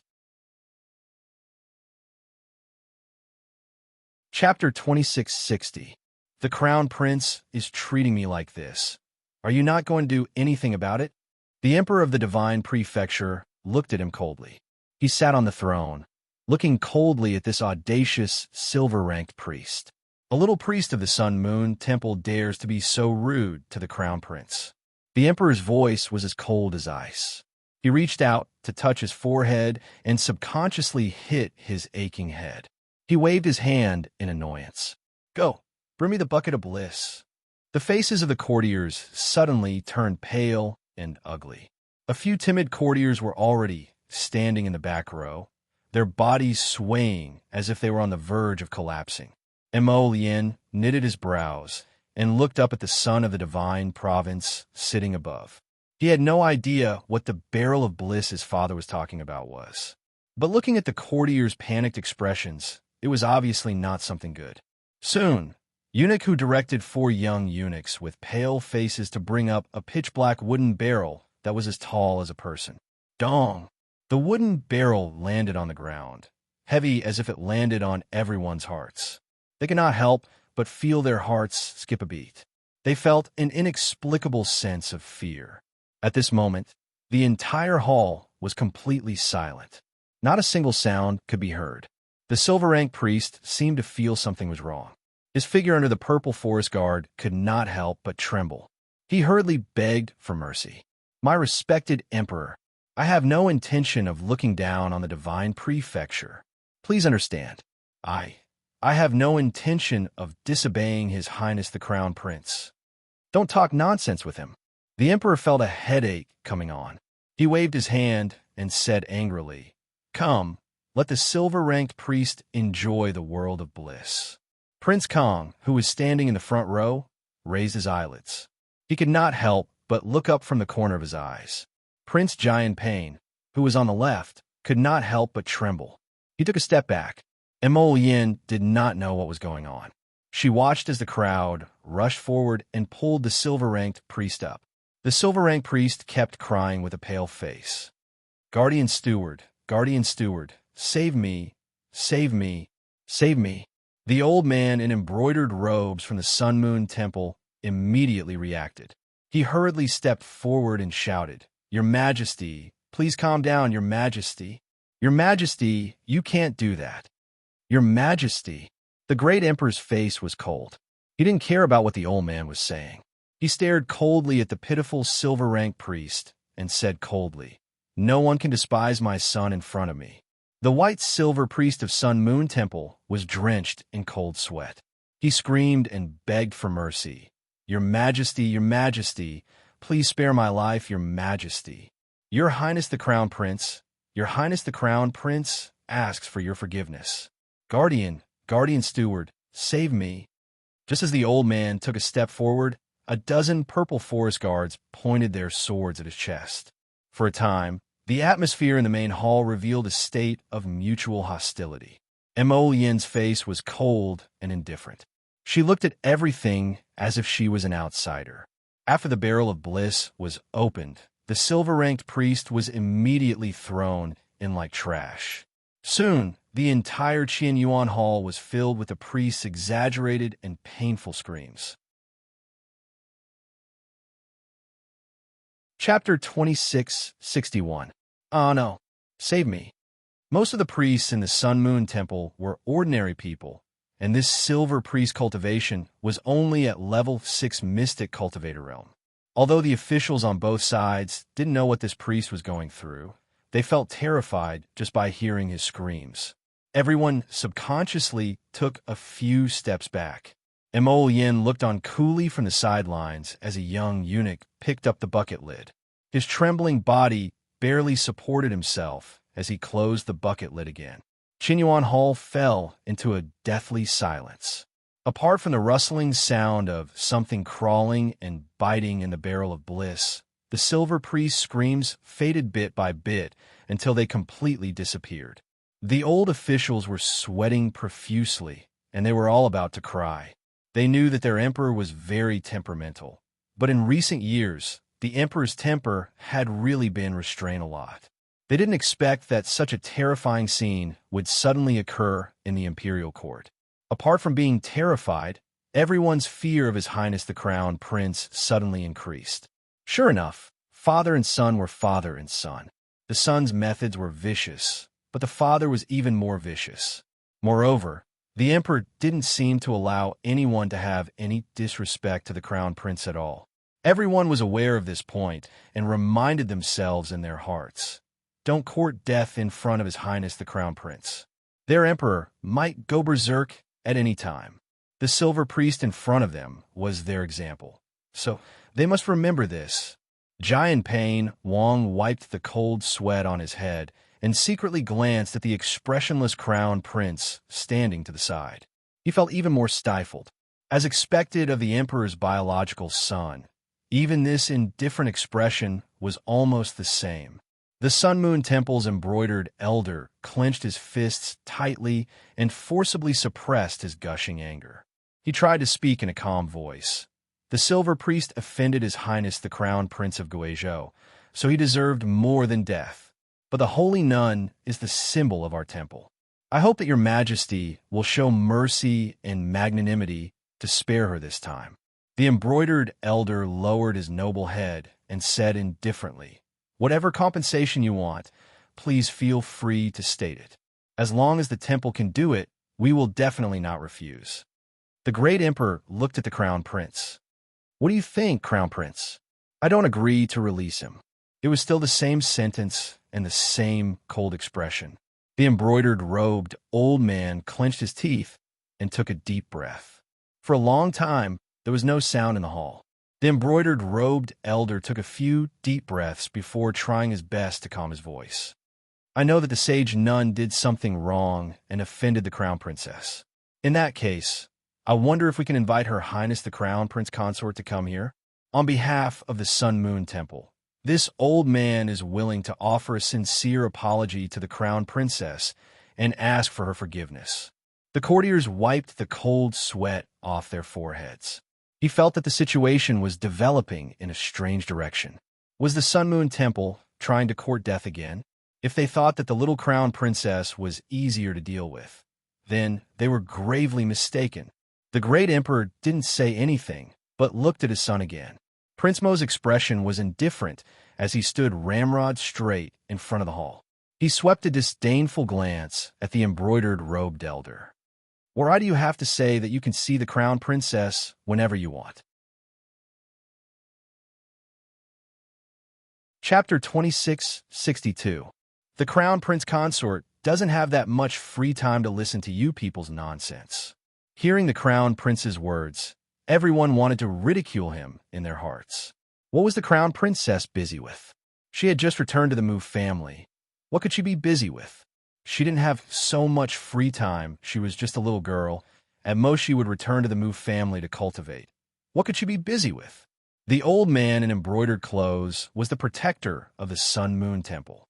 At this time, he also had a headache. His Highness the Crown Prince stubbornly refused to let go. And looking at the situation today, the great emperor would definitely not go against the Crown Prince's wishes. He couldn't help but take a long breath. Respectfully bowing to His Highness the Crown Prince, he said in the most sincere tone and attitude, "I hope your Highness can allow it. Sun Moon Temple is making this request with utmost sincerity." Putting down his pride and pleading like this was already the custodian's bottom line. He couldn't think of any other way to plead the Crown Prince to relent. Since the Crown Prince's path couldn't be taken, it was best to see the Crown Princess and take another path from her. Now he had nothing else to ask for. As long as the saintess of the temple was released, he could basically agree to any suitable conditions. Emollien's eyes, without a trace of warmth, swept across the face of the protector of the Sun Moon Temple. She lowered her eyes and sneered. For a moment, the old man in embroidered clothes felt as if his chest was being pressed by something, and he couldn't breathe. After a long while, the Crown Prince raised his hand slightly, and a purple figure turned and walked out of the hall. The protector of the Sun Moon Temple looked at the Crown Prince with a complicated expression, and his heart couldn't help but tighten slightly. His Highness the Crown Prince of the Great Divine Continent, who had just returned, although he hadn't lived in the Divine Continent for a long time, the power of a superior was frightening. "Long time no see. My Chow parting line. Kai Xiao, I'm back." The little Crown Princess returned to Yulon Court from the North Courtyard in a good mood. Hearing the voice, Kai Xiao and Kai Chi hurriedly ran out from the side room. "Crown Princess, you're back." Kai Xiao could not hide the worry in her eyes as she sized her up. Earlier on, they had already heard that the little Crown Princess had a conflict with the Mu clan's disciples in chasing Wind Garden. They were worried about it, so they sent someone over to check on her. They did not expect the little Crown Princess to return so quickly. Kai Chi's face was full of joy as she held a plate of pastries in her hands. She smiled at Arbor and said, "Crown Princess, you came back just in time. These pastries are freshly made. Do you want to try one?" The little Crown Princess's eyes curved slightly. Just as she was about to nod in agreement, her expression suddenly changed slightly. She shouted at the two of them, "Get down." Kai Chi and Kai Xiao were both startled. Then they instinctively squatted down on the ground. They felt as if something had swept over their heads. It was accompanied by a fierce roar. The plate in Kai Xiao's hand shattered and fell to the ground. The thing that pounced over suddenly turned its head. A pair of scarlet eyes revealed traces of bloodthirst as it stared fiercely at Kai Chi, who was trembling all over. Without waiting for that guy to make a move, Arbor had already rushed forward. She had already summoned a ferrule in her hand, and without any explanation, a blue spiritual pure fire burned over. The raging fire suddenly wrapped around the figure that was about to pounce on him. A sharp roar resounded in everyone's ears for a long time. Kai Xiao and Kai Chi both covered their heads and lay on the ground. At this time, they couldn't hide the horror in their eyes as they turned their heads. Chapter 2663. The person in front of them gave them a huge shock. How was this still a person? The facial features on her face were already so distorted that it was almost impossible to distinguish her original appearance. In addition, her entire body was covered with blue veins, and the skin on her hands and body could clearly be seen bulging out like earthworms. Arbor's pupils slightly shrank. The development of corpse puppets to this day could be said to have completely surpassed what she had seen and experienced in her previous life. This should be a high-level corpse puppet, and judging from its battle strength, it should be above level 2. Her speed, strength, and actual combat ability could already be compared to a level 14 or 15 Great Spirit Master. Arbor took a deep breath and subconsciously clenched her two small fists tightly. Just now, if she hadn't reacted extremely quickly and made Kai Xiao and Kai Chi lie down, the two girls would definitely have been scratched. Two fresh lives would have withered and withered in front of her eyes. Unforgivable. Arbor suddenly rushed forward, and with a stretch of her hand, the blue flames wrapped around the corpse puppet's body burned even more fiercely. "Crown Princess, be careful," Kai Xiao cried out in alarm. At the side, Kai Chi also came back to her senses and carefully looked at the corpse puppet and couldn't help but whisper, "It's little Xing. This strange person is little Xing. Don't go near her." Arbor simply didn't remember who this little Xing was.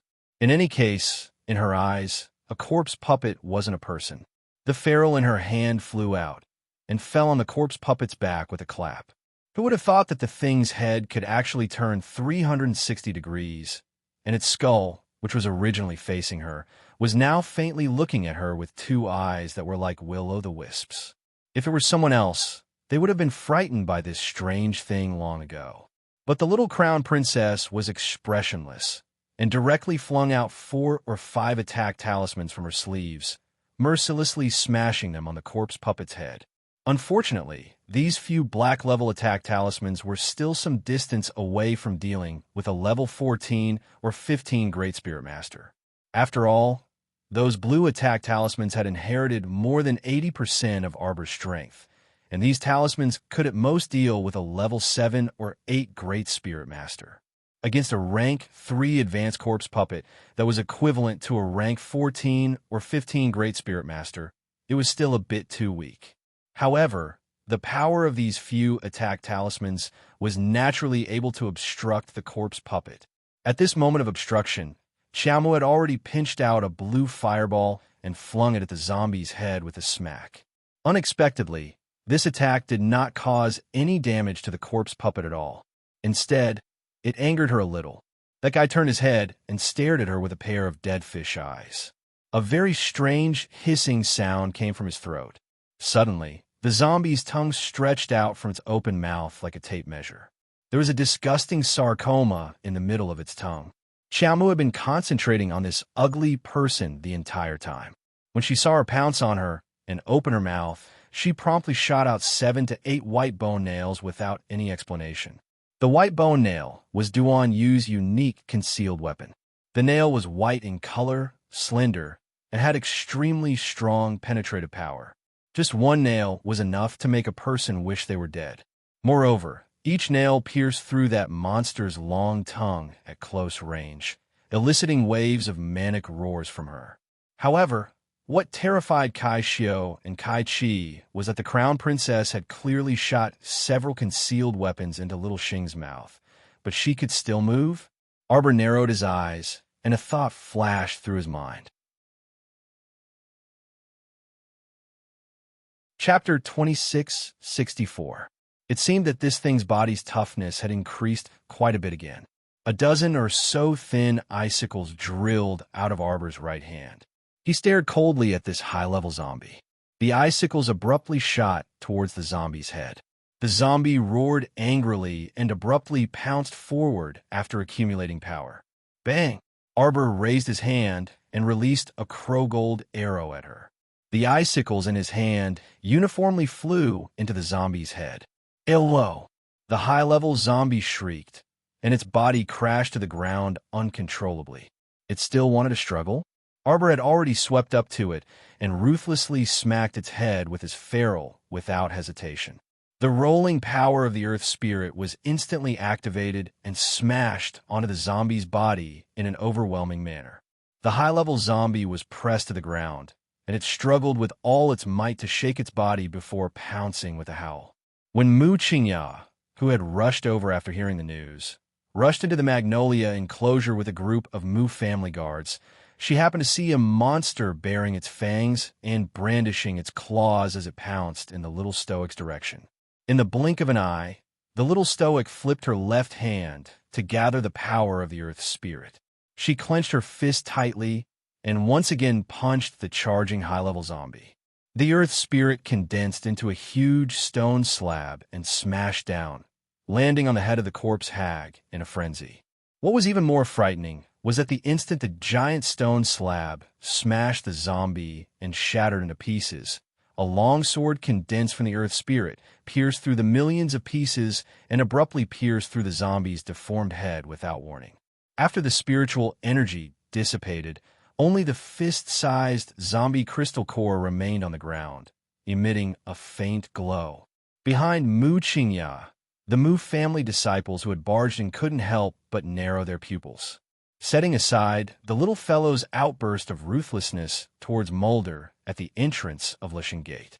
This should be the first time they witnessed the little stoic's black-hearted, ruthless, and decisive battle state.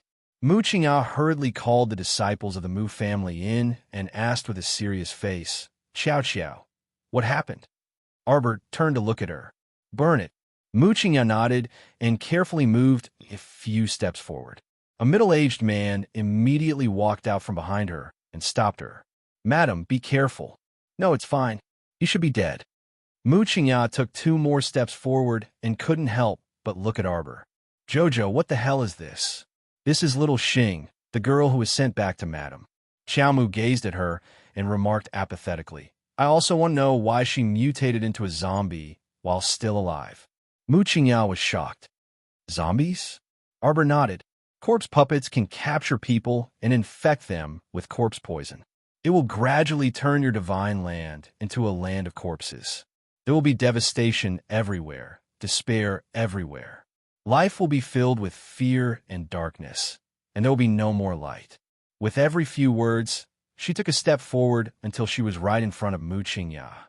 She stared at her like this, and time seemed to freeze. Everyone simultaneously shuddered. They only felt that the little girl's eyes were eerie and sinister when she said this, causing fear and panic to rise in their hearts. "No, Jojo, you probably misunderstood something." Mu Qingya hastily explained with an anxious expression. "If you're talking about that girl, little Xing, I have a bit of an impression of her. Ever since you chased her out of Yulan Court, I lock her up in the woodshed."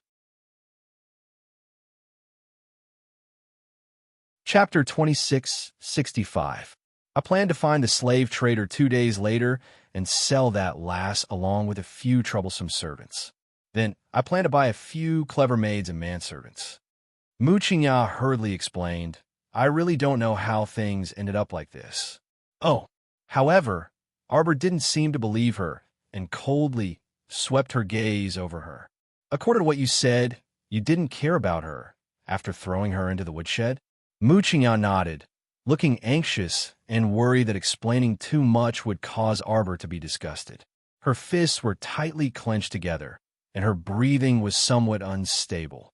The middle-aged man behind her, Mu Liang, couldn't stand it anymore and said with a frown, "Crown Princess, Madam is in charge of the entire Mu family's affairs and has many chores every day. Xiao Xing is merely a little girl. So how could Madam keep an eye on the woodshed?" "Something must have gone wrong," Lin Feng said. Mu Liang cupped his hands and said, "If the Crown Princess trusts this subordinate, then let this subordinate go to the woodshed to investigate." This Mu Liang was her father's subordinate, so his words were rather pertinent. Arbor wasn't an unreasonable person. Without any evidence, he wouldn't wrongly accuse Mu Qingya. Hearing this, he nodded. "Madam Mu, there's no need to mind. If you want to investigate, go ahead. In any case, they probably wouldn't be able to find anything. No matter who did it, they definitely wouldn't leave behind any clues." "Jojo." Mu Qingya's expression was somewhat hesitant and sad. "Actually, you can lower your guard a little and look at the people around you." "What's wrong?" Mu Xingqian quickly entered Yulan Court, followed by Mu Jingrui and Mu Jingyuan. The 3 were already on their way to Yulan Court, so when they heard such a big commotion, they immediately rushed over. Mu Qingya quickly stepped forward and took the initiative to explain the situation to the 3. Mu Xingqian and the others hurriedly stepped forward and turned Xiao Xing's body over. When they saw her strange appearance and their gazes fell on the half of her tongue that had fallen out, their hearts all trembled. How could she still be considered a person? Mu Liang, have you searched the woodshed? This subordinate will go right away. Jojo. Mu Xingqian walked to her side. You must be frightened. I'm not scared. I'm just a little annoyed. I'm a little disappointed in the Mu family. Arbor said coldly, I've only lived here for a day, and 2 of my maids were almost scratched by zombies. This makes me very suspicious about the safety of your Mu family's backyard. If you don't want me to stay, you can just say so. It's not like I have to stay here, Arbor said coldly. You don't have to use such underhanded means. Song Lu, Mu Qingya's maid, couldn't stand it anymore.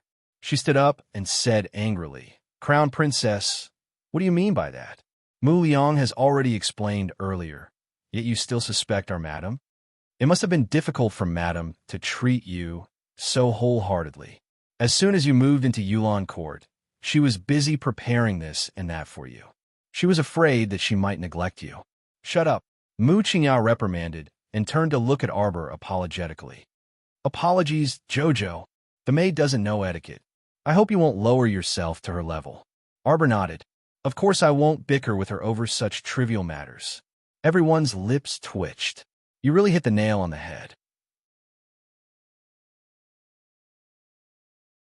Chapter 2666. My 2 maids were badly frightened. Compensate them accordingly. Arbor waved his hand. If there's nothing else, please, remember to burn this thing. Arbor's frosty eyes stared straight at Mu Qingya and the others. Don't let them come back to life again. Mu Qingya shuddered. She knew that if Xiaoxing made any more mistakes, the little crown princess would definitely pin all the blame on her as the mistress of the household. She took a deep breath. Don't worry, Jojo. I'll watch them burn it with my own eyes. Arbor nodded and turned to look at Mu Xingqian. Is there anything else? Mu Xingqian felt a bit uncomfortable when he saw that she was still keeping him at arm's length. Mother doesn't have any ill intentions towards you. Mother sincerely wants to get along well with you. If you're willing to accept others, you'll find that there are many people in this world who want to treat you well.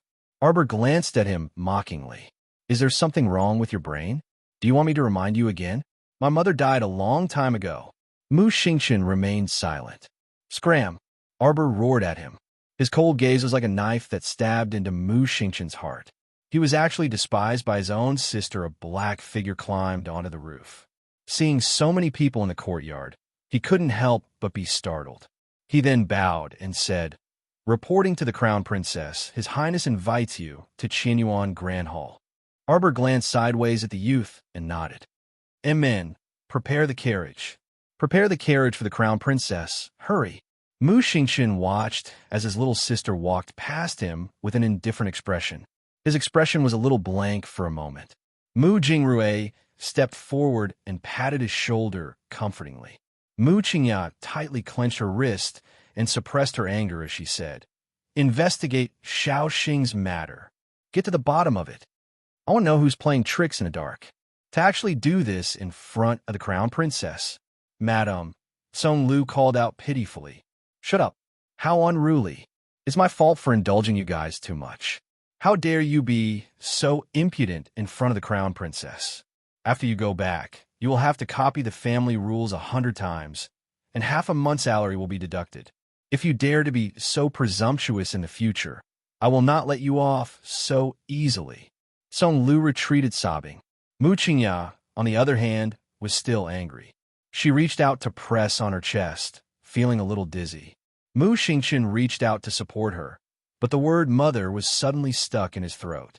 When he thought of his younger sister's expression just now, as if she was looking at an enemy, he inexplicably couldn't bring himself to call her mother. Arbor left a noisy courtyard and took a carriage to the imperial palace. He was welcomed into the Heaven Origin Great Hall without any obstructions. At this time, the sun was shining brightly. The entire hall was enveloped by a layer of sunlight. Golden roof, red door, coral window. The cornice curled up, and the grandeur was magnificent. Following the announcement, Arbor strode in with vigorous steps. Apart from a few old censors who had seen the little crown princess before, who had calm expressions, the other ministers couldn't help but sneak a glance. This was the little crown princess who had beaten the holy nun of the temple to the point that even her mother couldn't recognize her. When the crown prince saw that his wife had arrived, his eyes couldn't help but light up. Everyone inexplicably felt a trace of a spring breeze. The low pressure that had been pressing down on them just now was suddenly swept away. Wasn't this too exaggerated? Chapter 2667.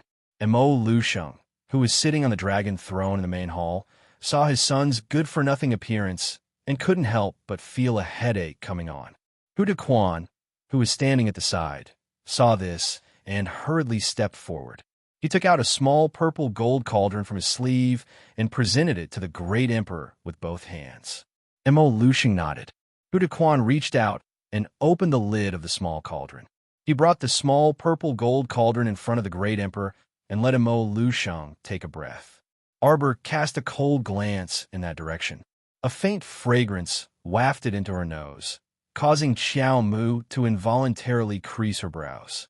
Her fingertips brushed lightly, and a faint medicinal fragrance flowed, immediately sweeping away the fragrance.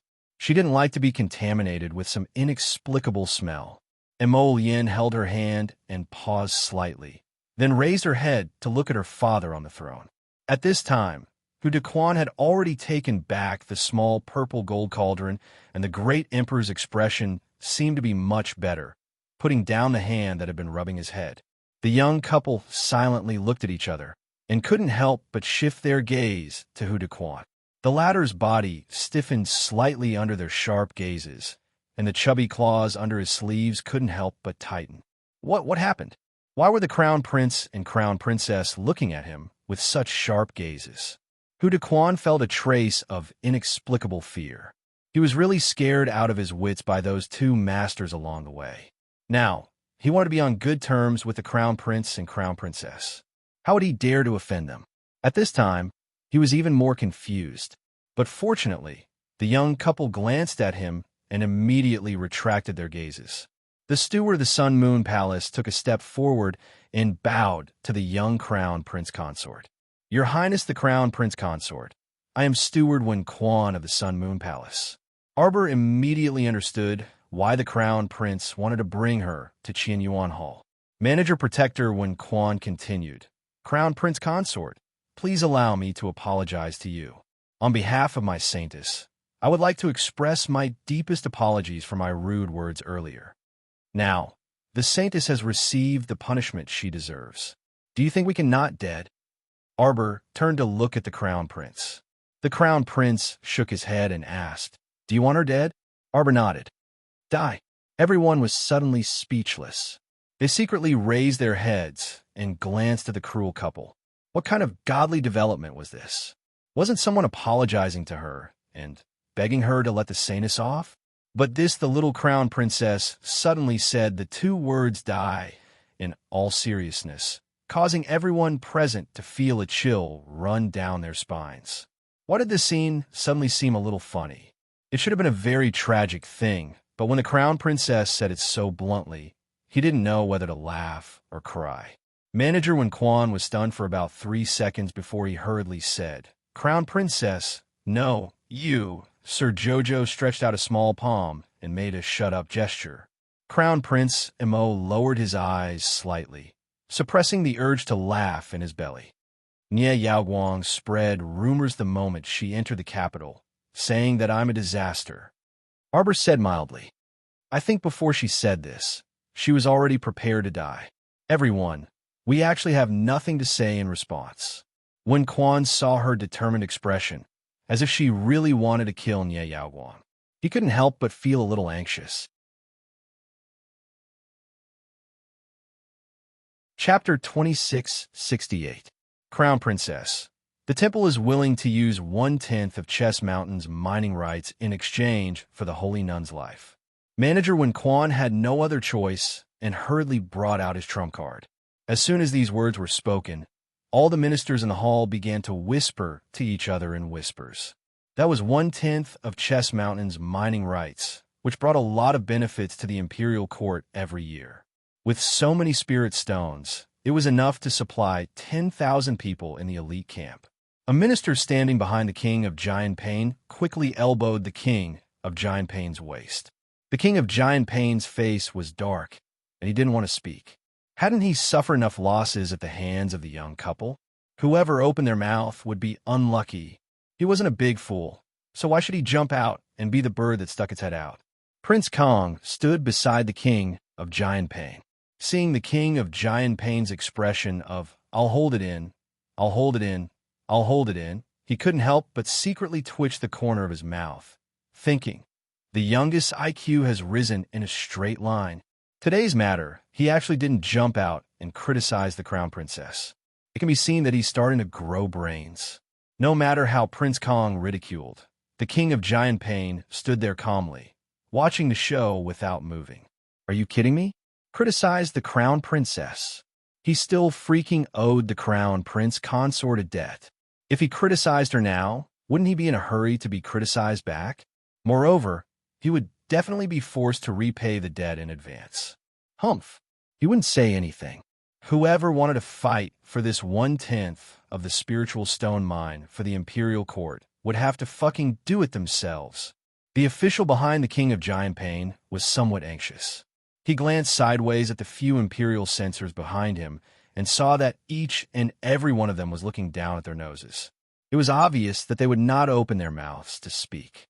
He could not help but feel stifled.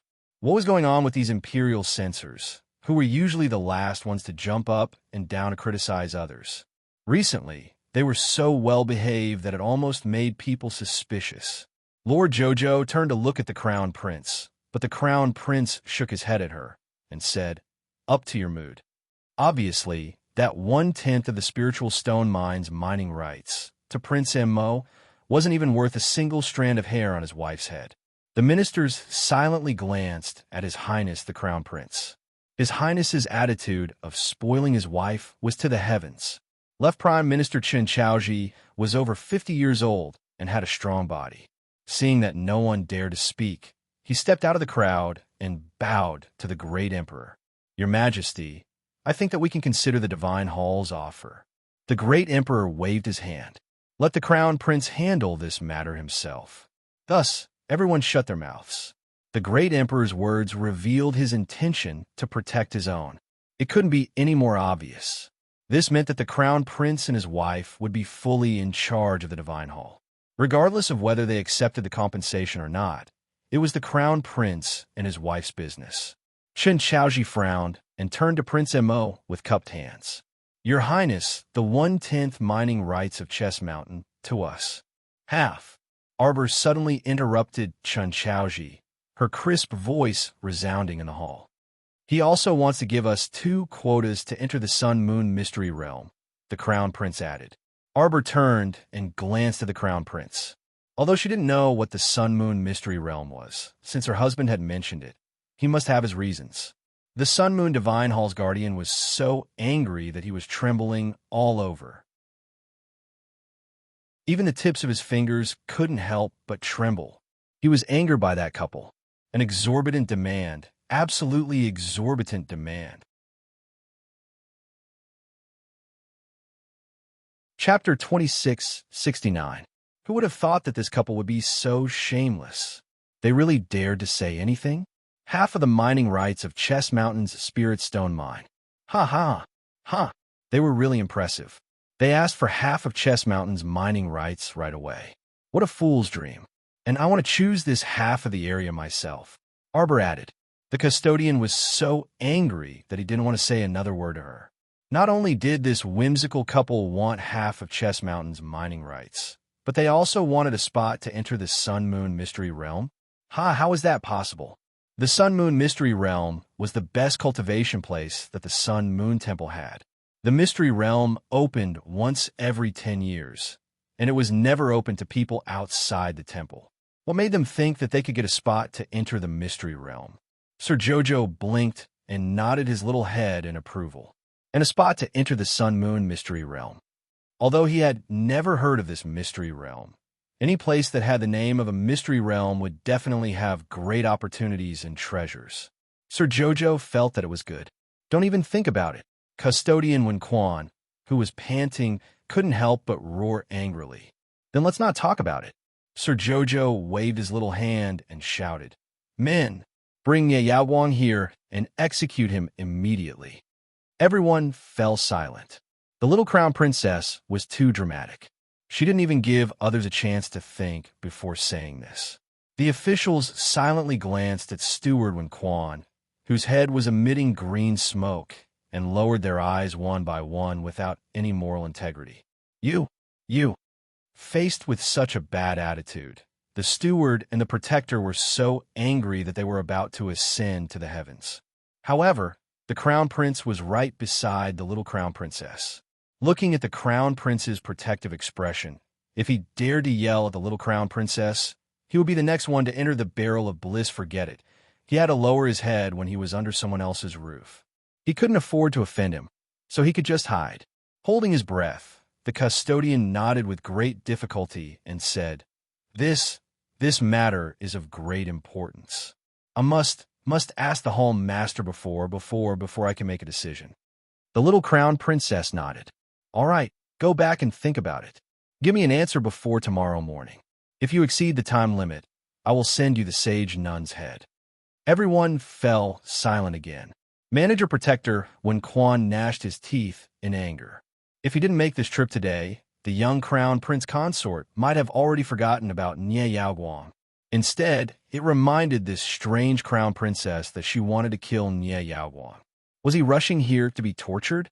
The people from the Divine Hall were so angry that they left the hall without looking back. The Heaven Origin Grand Hall quieted down again, without a trace of sound. The strange crown princess said to the emperor, "Father, if there's nothing else, my husband and I will go back first. We'll come to see you in 2 days." Mo Lushing looked at his daughter-in-law, speechlessly. Apui, not a daughter-in-law. She hadn't passed the 3rd test yet, so she wasn't a daughter-in-law.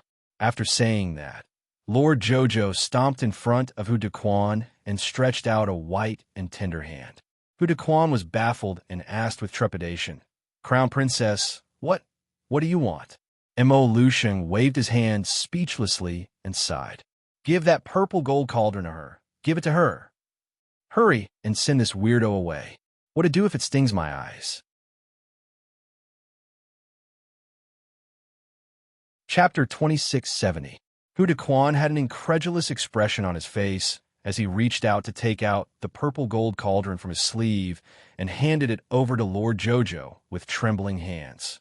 This strange little crown princess even wanted to freaking steal the emperor's medicine.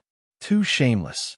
Her shamelessness knows no bounds. Mo Lien lowered his eyes as the corners of his mouth twitched imperceptibly. He thought that imperial father must be on the verge of a mental breakdown right now. However, Lord Jojo must have her own reasons for doing this.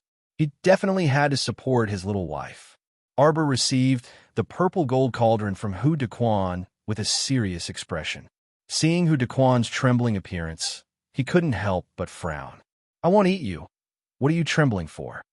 All the officials in the hall looked up at the sky, speechless. Was Eunuch Hu trembling in fear? This strange little crown princess. Can't you tell that she's trembling in anger? Arbor took out a small white porcelain bottle from his pocket and tossed it to Hu Dequan. 1 pill every 3 days. Don't overdo it. After saying that, he didn't care whether the dazed Hu Dequan understood or not. He directly turned around and stomped back to the crown prince's side. The crown prince beamed as he held her little hand and waved at Hu Dequan. Remember the crown princess words. Give it to imperial father. Then, the young couple walked out of the hall hand in hand. When they passed by the king of Giant Pain, they didn't forget to turn a glance at him and say, "Imperial uncle, remember to pay your debts. Our eunuch Shun is out collecting debts every day. It's very tiring. You must all be more aware and don't give us trouble." "Imperial uncle, did you hear what my wife said? The deadline is almost up. Remember to quickly prepare it and send it over. Don't make everyone look bad." Strange. Why did the king of Giant Pain suddenly tremble as well? The young couple looked at each other and walked out while muttering, "Husband, the people in the hall are always trembling. I think it's because they're weak and can't sleep at night, causing some neurological disorders." Mo Lien's mouth twitched. "Do you have medicine?" I'll fucking cure your sister. The ministers cursed in their hearts in anger. Was his body weak? This weird couple, they were just angry, okay? It wasn't until the two of them left that the palace regained a bit of life. The right Prime Minister, Prime Minister Gao, glanced at the Prince of Giant Pain, who was standing beside him, trembling with anger. The corner of his mouth twitched as he comforted. Your Highness, don't be angry, don't be angry. The little crown princess is still young. Children don't know any better. Don't be angry, don't be angry. JoJo's section break. Taiji Palace of Phoenix Emperor City. As Duan Yu flipped through the invitation letter in his hand, his gaze landed on a certain heir sitting across from him, who was leisurely sipping tea from a cup. You're going too? Prince Qing put down his cup and nodded. Must I go? The Crown Prince of King Qing nodded again. Yes. What's the point? Yes. Rong Qing gave him a clear answer. When the three provinces gather, the winds and clouds change. Whoever obtains first place on the Heavenly Prime roll will be able to obtain large amounts of resources and benefit for the province they belong to. This is a checkpoint to test each prince's ability. So, the Crown Prince and the second prince also have to go. Rong Qing shook her head. Those who weren't chosen naturally can't go. Duan Yu nodded, and his eyes brightened. They will also go. Rong Qing looked at him in confusion. Chapter 2671. Members of the Divine Province's Imperial Family. As long as they are talented enough, they will be invited. That bastard will definitely be invited, Duan Yu murmured with certainty. If he is invited, the little fellow will definitely go as well. Rong Qing glanced at His Highness. Are you talking about the Crown Princess of the Divine Province? If the Crown Princess cultivation isn't high and she doesn't have any special skills, she probably won't be invited. Duan Yu glared daggers at Rong Qing like he was looking at an idiot, but the latter was baffled. Go ask around and see if they're going or not. To say that his JoJo's cultivation isn't high poo. Rong Qing was instantly speechless. You're trying to say that if those two from the Divine Province aren't going, you won't go either? Duan Yu nodded. That's right. His matter-of-fact attitude was simply baffling. Rong Qing glanced at the willful His Highness the Fourth Prince helplessly and obediently went out to ask around. On the other side, Arbor and the Crown Prince boarded the return carriage and squeezed to the Crown Prince's side. She looked at him curiously and asked, Is there some great treasure in the Sun-Moon mystic realm? The Crown Prince couldn't help but chuckle. I heard that there's a pair of very powerful weapons that have been passed down for several millennia. Oh? Can it be more powerful than my ferrule? That is a weapon created by heaven and earth and formed from the essence of the sun and moon. It is naturally much more powerful than man-made weapons. Arbor's heart skipped a beat, and she looked down at her palm. What is it? Emolien asked in confusion. The little fellow shook her head and raised her head proudly. I also have a weapon that is naturally formed. I estimate that it is also several millennia old. Prince Mo blinked. Can you call it out for hubby to see? Sir Jojo instantly drooped his head like a wilted eggplant. I can't call it out for the time being. Prince Mo couldn't help but chuckle. He hugged her and rubbed her head. It's fine. We'll talk about it when you can call it out. Arbor nodded and asked curiously, since that pair of weapons is so powerful, why haven't they been taken away by the Sun-Moon Temple yet? Mo Yin scoffed. Because they never found that pair of Sun-Moon wheels from beginning to end. I see. Jojo nodded in understanding. He thought to himself, that must be because this pair of heaven-defying weapons is no longer interested in those weaklings. The Sun-Moon Temple has always been stingy, sneaking into the secret territory and never opening it to outsiders. Do you think they will compromise this time? I will. Prince Amon nodded confidently. Just by looking at how nervous they were about the Saintess, it was obvious, wasn't it? The Saintess's cultivation wasn't that great, and from the looks of it, she was a little stupid. Why did the temple want to exchange her back at all costs? Arbor's eyes flashed. The carriage stopped in front of the Mu estate. Mo Yin jumped down and reached out to carry the little fellow who was bending down to get out of the carriage. She put her on the ground and held her little hand as they walked towards Yulon Court. Along the way, they were naturally secretly watched by others, but no one dared to say much. When they occasionally saw them, they all obediently bowed to the two. The two walked hand in hand, as usual, but in the eyes of others, it was definitely the crown princess pulling the crown prince everywhere to show off to the Mu family. Just as they stepped into the court, Arbor heard a roar of unfilial daughter. Chapter 2672. He looked up and saw Mu Jingfeng rushing out of Yulon Court. His hair stood on end, and his eyes were filled with rage. However, when Mu Jingfeng met the crown prince's cold and still eyes, his expression could not help but turn awkward. Why did the crown prince return? Didn't he hear that he went to Qian Yuan Palace to discuss politics with his majesty? Mu Jingfeng's furious breath abruptly stopped, and his cold and angry expression also froze on his face. He cupped his hands toward the crown prince. "Your Highness." Prince Imo coldly exchanged glances. "May I know the reason for family head Mu's sudden visit?" Mu Jingfeng choked and awkwardly chuckled. "Your Highness, this one came to find the crown princess to discuss some matters." Arbor pulled Prince Mo's hand and walked into the main hall. He directly sat down on a chair and did not even look at him. Such a contemptuous attitude angered Mu Jingfeng so much that his teeth ached, and his expression became increasingly unsightly. "Family head Mu, speak if you have something to say," Prince Imo coldly said. Mu Jingfeng took a deep breath. He was muddled from anger earlier, so he rushed to Yulon Court to question Arbor in a moment of impulse. Now that he had calmed down, he was more rational. "Crown Princess, did you tell your grandfather that you want to retrieve your mother's dowry?" Arbor nodded. "What's the problem?" The old man's efficiency was pretty good. She had only mentioned this matter to him in the afternoon, and Mu Jingfeng had already rushed over to find her in the evening. That unfilial daughter earlier was clearly Mu Jingfeng's truest thought. Arbor coldly curled his lips. Mu Jingfeng was so angry at this unfilial daughter's attitude that the veins on his forehead were throbbing. How could she still ask him so calmly? What was the problem?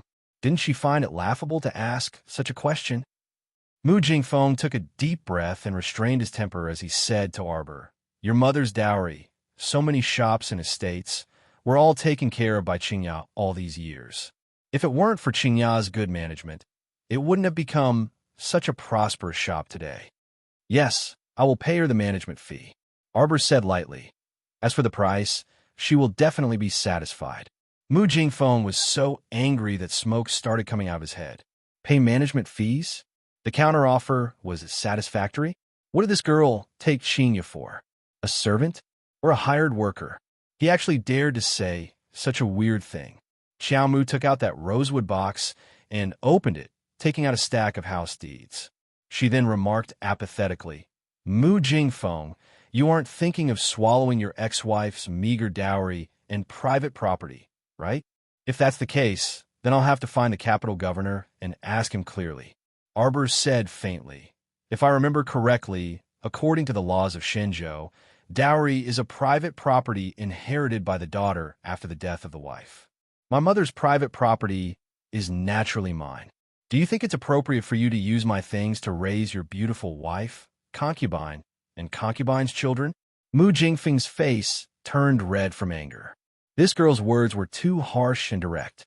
If it were someone else, they would definitely not say it so bluntly and leave no leeway for others to mediate. This was a slap to the face. Who could endure it? Moreover, Mu Jingfeng had been the Mu family's head for many years. Deep down, he was already an extremely proud person. How could he endure being ridiculed by his daughter? He recalled how his daughter had pointed at his nose and angrily rebuked him. "You're useless," at the entrance of Lu Shengmin, and an inexplicable rage immediately rose in his chest.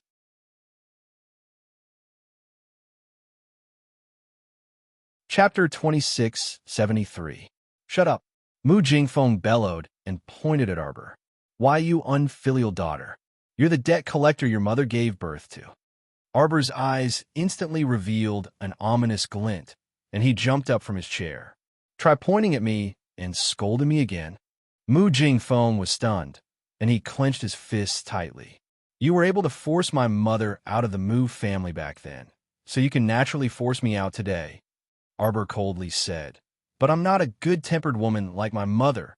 If you force me into a corner and anger me, I'll make sure your entire Mu family will never have a day of peace. Mu Jingfeng was so angry that his vision turned black.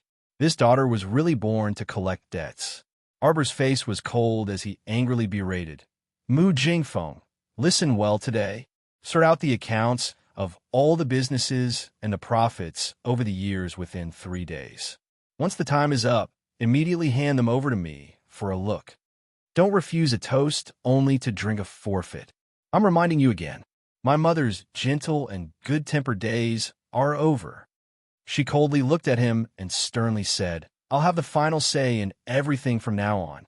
Jingfeng, Mu Qingya, Mu Xingqian, and Mu Rochuan rushed in together. She hurriedly stopped the red-eyed Mu Jingfeng and gently said, Jingfeng, let's talk things out. Jingfeng, don't be like this. What can't father and daughter talk about openly? Scram! Arbor's hair stood on end.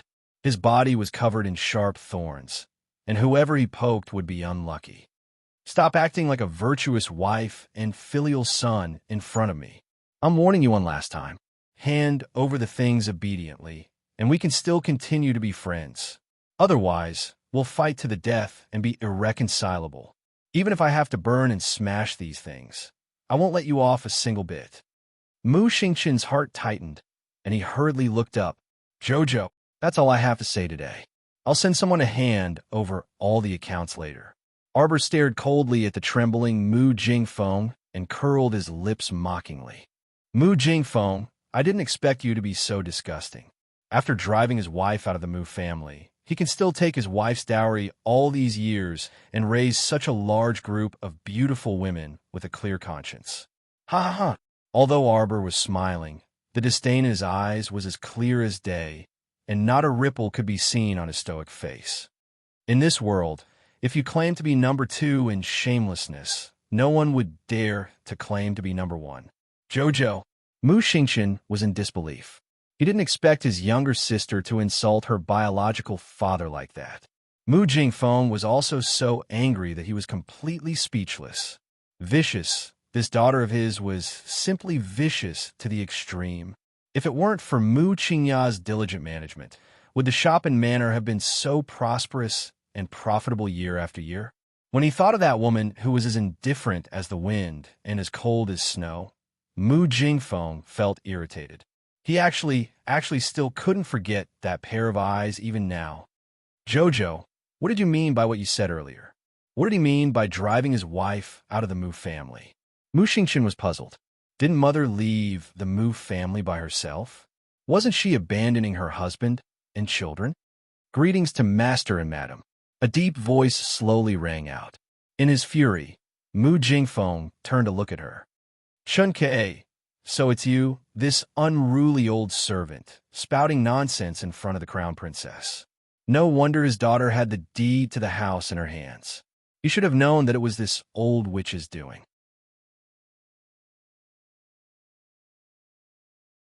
Chapter 2674. Chun Kuei bowed in a manner that was neither servile nor overbearing.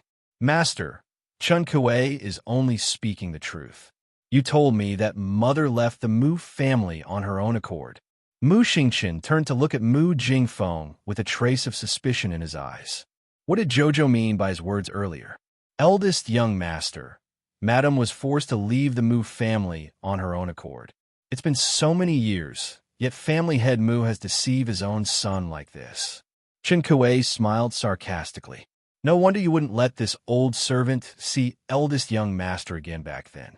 This old servant wanted to see young master several times, but every time I was either told that young master was in closed-door cultivation or had gone out to cultivate, telling me not to disturb him. There was once when this old servant barged into young master's court at night, but before I reached the inner court, I was injured and had to escape. Then, this old servant understood after returning that this old servant couldn't see eldest young master anymore. If it weren't for family head Mu wanting to retain some face to avoid rumors of him being intolerant and unwilling to even let off his ex-wife's housekeeper, I'm afraid this old servant would have been killed by you long ago. Chin Kue, if you're hiding in that dead person's house, then just do as you please. You even came out to sow discord. Do you really think this family head doesn't dare to kill you? Mu Jingfeng glared coldly as he reprimanded angrily. He should have killed this unruly old servant a few years ago. He should have killed this old fart when he couldn't get the deed to the house back then. If it weren't for her crafty and slippery words that she had long left a backup plan outside to kill her and sully the entire Mu family's reputation, how could he have been so timid as to let her live until now? Reputation was very important to him. He was the Mu family's family head in the eyes of the world, the pillar of the entire Mu family. He could not fall. Family head Mu, if you want to show off, then return to your own court. You can forget about it at my place. The girl bluntly ordered him to leave. Prepare everything. When the 3 days are up, I'll personally bring people to receive it. Don't be so shameless. When the time comes, I'll make you suffer the consequences. You. Mu Jingfeng was so angry that his head was about to explode. With a fling of his sleeves, he walked out of the courtyard. Good. He really had a good daughter. Mu Qingyao looked at Jojo with a complicated expression, sighed, and hurried out. Mu Xingqian, on the other hand, seemed to have lost his soul. Arbor, on the other hand, did not want to pay any attention to him. Take care of his feelings? Stop joking around. He was already an adult, but he didn't have any sense of judgment at all. He was simply a pig's head. Xiaomu did not know that right now. She was being mischievous because she expected better from him. How could the crown prince not understand? He stepped forward and held her hand to comfort her. Can you find a group of people who could do accounting? The crown prince nodded and patted her head. Don't worry, leave this to me. Arbor nodded. She decided to settle the score with Mu Jingfeng. Before the two of them could continue speaking, they saw Hui Feng enter with a grin and report. Master, the people from the temple have agreed to the conditions and delivered the contract for Chess Mountain's Spirit Stone Mine, as well as 2 blank jade tablets for entering and exiting the Mystic Realm. The Crown Prince nodded, unsurprised. He turned to look at Sir Jojo. Arbor nodded and said, Amichim, let them go. Alrighty. Hui Feng ran off excitedly. Sir Jojo and the Crown Prince exchanged a look.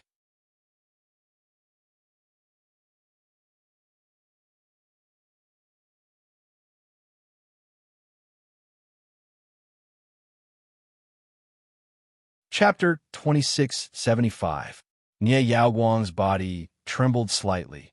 She lowered her head and hurriedly followed the footsteps of the custodian. Her hands under her sleeves involuntarily clenched tightly. The 2 spirit stallions were very fast. In a flash, they arrived in front of an ordinary farmer's courtyard in the suburbs. Nie Yaoguang followed the custodian, Wen Quan, and carefully walked into the courtyard. A tall figure slowly turned around. His face was covered with a devil mask, and his gaze was cold as he looked at her. Nie Yaoguang's body suddenly stiffened. She hurriedly knelt on the ground. Hall Master, who told you to act on your own? A heavy palm wind swept over, landing heavily on Nie Yaoguang's face.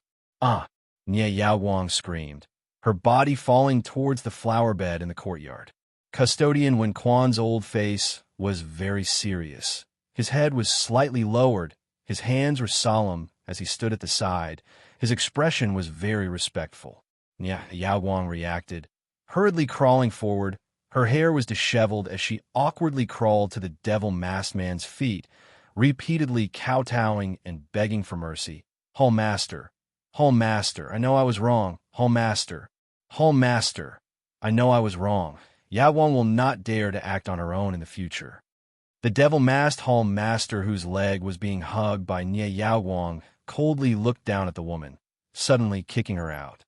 If not for the fact that you still have some use, do you think that Master would use so many resources to exchange for you? Yaoguang knows. Nie Yaoguang begged on the ground, tears streaming down her face. She regretted her past actions. After this incident, I hope you can grow a brain in the future. The devil-masked man coldly stared at Nie Yaoguang, suddenly saying lightly, stretch out your hand. Yes. Nie Yaoguang hurriedly rolled up her sleeves, revealing a section of charred skin.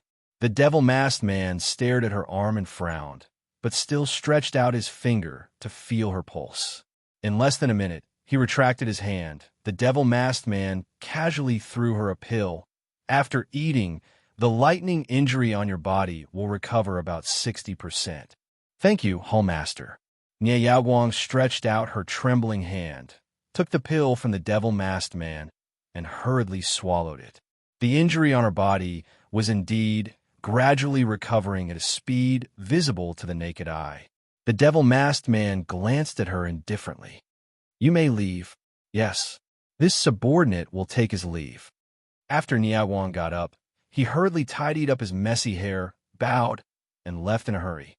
Wen Quan took a step forward and whispered to the devil-masked man, Hallmaster Gong. Her body isn't affected, right? The devil-masked man smiled coldly. Fortunately, her roots are not damaged. In the future, watch her carefully and don't let her do stupid things again.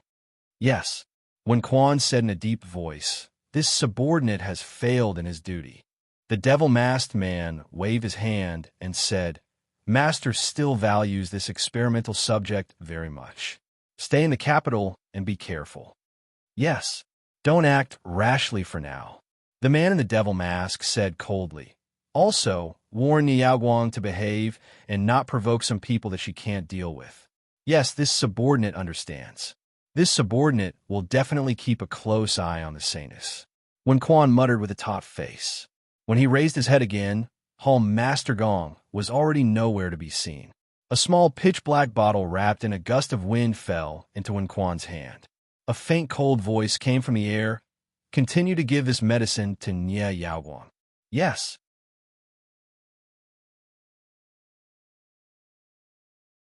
Chapter 2676. There was another heavy snowfall last night, and the entire Tsang province was blanketed in a blanket of white. This was probably the last snowfall in Tsang province. When Rong pushed open the door and entered, he immediately saw Prince Chun standing by the window like a stone sculpture, his melancholy and silent gaze resting on an unknown place. The morning wind blew against his loose white robe, causing it to sway slightly. His long, flowing black hair seemed to be rippling with mist as it fell behind his waist. Flap, flap, flap. A thin piece of paper on the ground beside the window was blown up and down by the wind. Rong's gaze landed on the paper, and he slowly walked up and bent down to pick it up. There were only a few words on the paper, but the pen was vigorous and sharp, penetrating the back of the paper like a swimming dragon. Who says lovesickness is bitter? Lovesickness is heartbreaking. Rong put away the paper and coughed lightly. Duan Yu abruptly returned to his senses, and he suddenly chuckled when he saw his stoic face from the corner of his eyes. You walk like a ghost, not making a sound at all. It's because you're too focused on a certain matter, Rong said dryly. Duan Yu chuckled and walked to the small table by the window to sit down. He pointed at the seat across from him. Are you interested in having a drink with me? Rongqing strode forward and pulled out a stool to sit down. You didn't sleep the entire night? Duan Yu's hand paused. How is that possible? Huh. Rongqing rolled her eyes at him. This stubborn fellow still refused to admit it. He stood by the window the entire night, and it was even more dewy, so his hair was wet. Rongqing raised her hand and poured him a cup of hot tea. I found it. What did you say? The Crown Prince of the Divine Province and the Crown Prince of the Underworld Province both received invitations. Cough.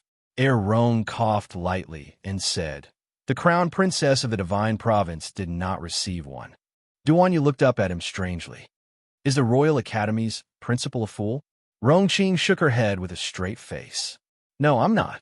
The principal has the highest cultivation in this generation of the Yun family. Venerable, immortal Yun Piaomiao. In other words, he couldn't be a fool with such a high cultivation.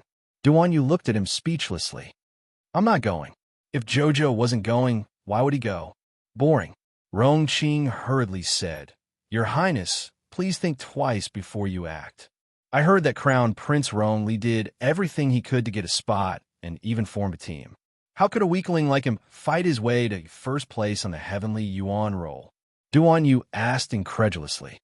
Even though I can't cough, if I can obtain first place on the Earth Yuan ranking, I will be able to obtain a considerable amount of resources. The Crown Prince also doesn't want to lose to you. Duan Yu raised his brows. The Earth Prime roll? If the Tian Yuan ranking is ranked first for an individual, then the Tian Yuan ranking is ranked first for a team. Duan Yu nodded in understanding. Rongli formed a team? Yes. Rongqing nodded. The Crown Prince has already contacted a few of the older students in the royal school. As long as he goes in, he can form a team. Oh. Duan Yu pursed his lips disinterestedly. Then let him go. I don't want to go to a boring place like the academy. Rong couldn't help but feel a headache coming on. His Majesty had given him a death order. He had to escort His Highness to the academy and fight for first place. The annual Tian Yuan ranking in the 3 provinces was the focus of competition. However, he didn't expect the willful Prince Chun to reject the academy's invitation.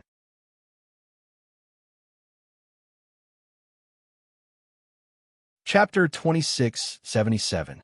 If he had known earlier, he wouldn't have told him that the little crown princess didn't receive an invitation. He was still to blame for being too straightforward. Rong massaged his throbbing head and advised kindly, Your Highness, there are many benefits to going to the Royal Academy. Other people can't even beg for it. Seeing that Duan Yu didn't reply, Rongqing hastily added, Anyway, the entrance exam is on March 15th, so there are still 7 to 8 days for you to consider. Oh, is there still a need to consider? Rongqing quickly said, Perhaps the Crown Prince of the Divine Province has a way to bring the Crown Princess along. Duan Yu was startled, but his spirits perked up. What you said makes some sense.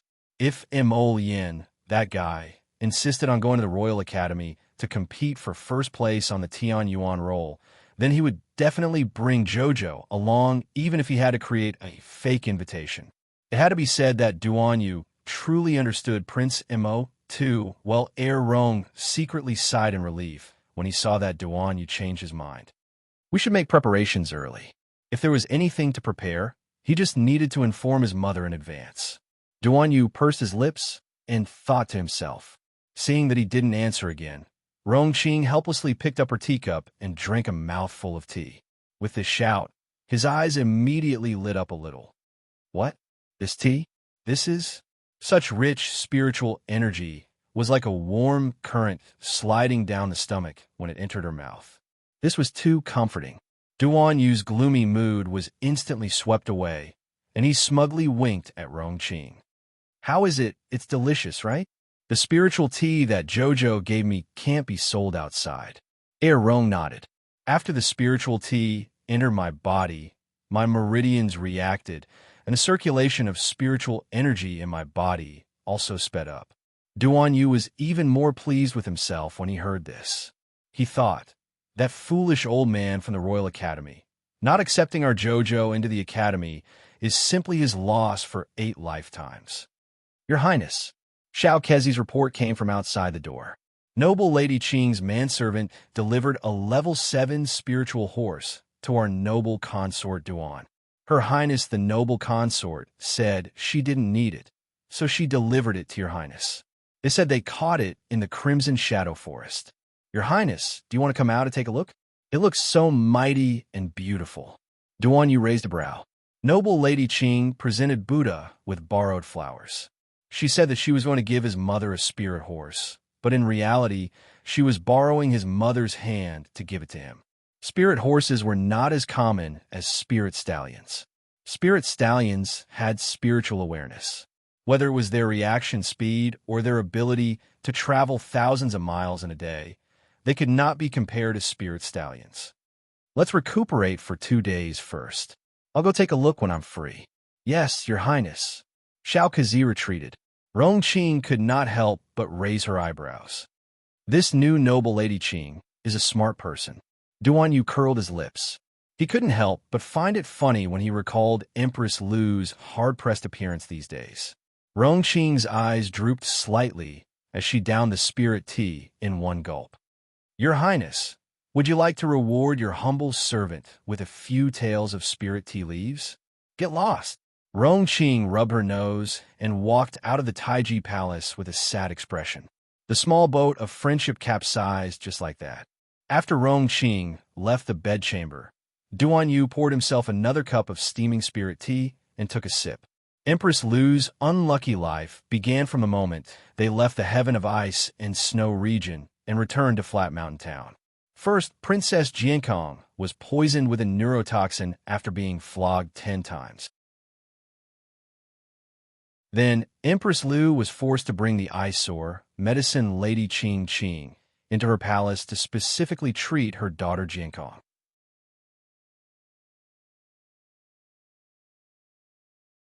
Chapter 2678. In the end, one day, the emperor coincidentally came to the central palace and bumped into the medicine woman Qingqing, whom he hadn't seen in a long time. The cinnabar fire in his heart burned fiercely again. Just like that, the two of them fell in love with each other again.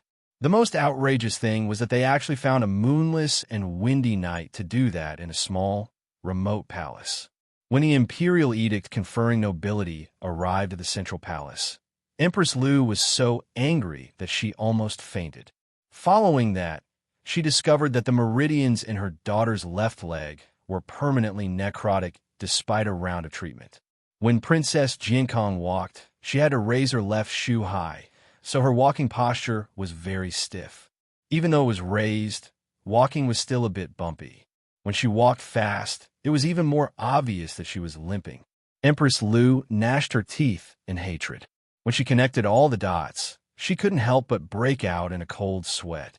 Old Fourth, that black-hearted fellow, had been scheming against her since Pingshan Town. Step by step, he helped that vixen up. He clearly wanted to get a favored woman to compete with her, the Empress. Old Fourth was such a terrifying person. How could his honest leader deal with him? If he was pulled down by someone like Old Fourth, then wouldn't she and her son be left without a corpse? Empress Lu did her best to find all kinds of backup plans to pressure crown Prince Rong Li and finally got an invitation. She didn't need to worry too much about the test. In any case, taking the backup plan once was the same as taking the backup plan a few times. Her leader would make a name for himself in the Imperial Academy, and the Academy would only serve as icing on the cake for Li Er's qualifications. As long as he obtained first place on the Earth Primordial Roll, he would be able to pull in a lot of resources for their Tsang province. At that time, the Emperor and all the officials would definitely see Li Er's ability. For this matter, they had to give it their all. Achoo! Arbor rubbed his small nose and sat cross-legged on the bed to cultivate for a while. He opened his eyes when he felt that there wasn't much spiritual energy entering his body. Although the spiritual energy in the Great Divine Province was abundant, it still had to be considered. For a place like the Imperial Capital that was filled with so many clans and sects, the spiritual energy would have long been thinned out no matter how abundant it was. She had to find a place with abundant spiritual energy in the Divine Province to establish a base for the Holy Water sect. This way, her senior sisters wouldn't have to stay on her fish orchid planet all day. The little fellow was definitely overthinking things. Wasn't her fish orchid star much better than any other spirit realm? However, she felt that imprisoning her senior sisters on the fish orchid planet was too much for them. However, the matter of finding spirit realms still depended on luck. It was not something that could be rushed. When the Holy Water sect opened its doors in the future, they would be settling down in the Divine Province for a long time. Arbor naturally had to find the best place with abundant spiritual energy for the sect. That was a lifetime benefit for the disciples, so they couldn't be careless about it. When Prince Imo stepped through the door, he saw that the little fellow seemed to have thought of something and rolled around on the bed. When Arbor saw the crown prince, his hands and feet froze in midair. Imo Lien giggled. In a flash, she appeared beside the bed and reached out to hug the little person on the bed. Jojo, today's weather is especially good. We were so disturbed yesterday that we couldn't make a trip out. Today we'll go to Half Moon Cliff and take you to the Hot Spring Villa to play. Arbor's eyes brightened. He blinked when a man pulled him into his arms and said gloomily, I haven't washed up yet.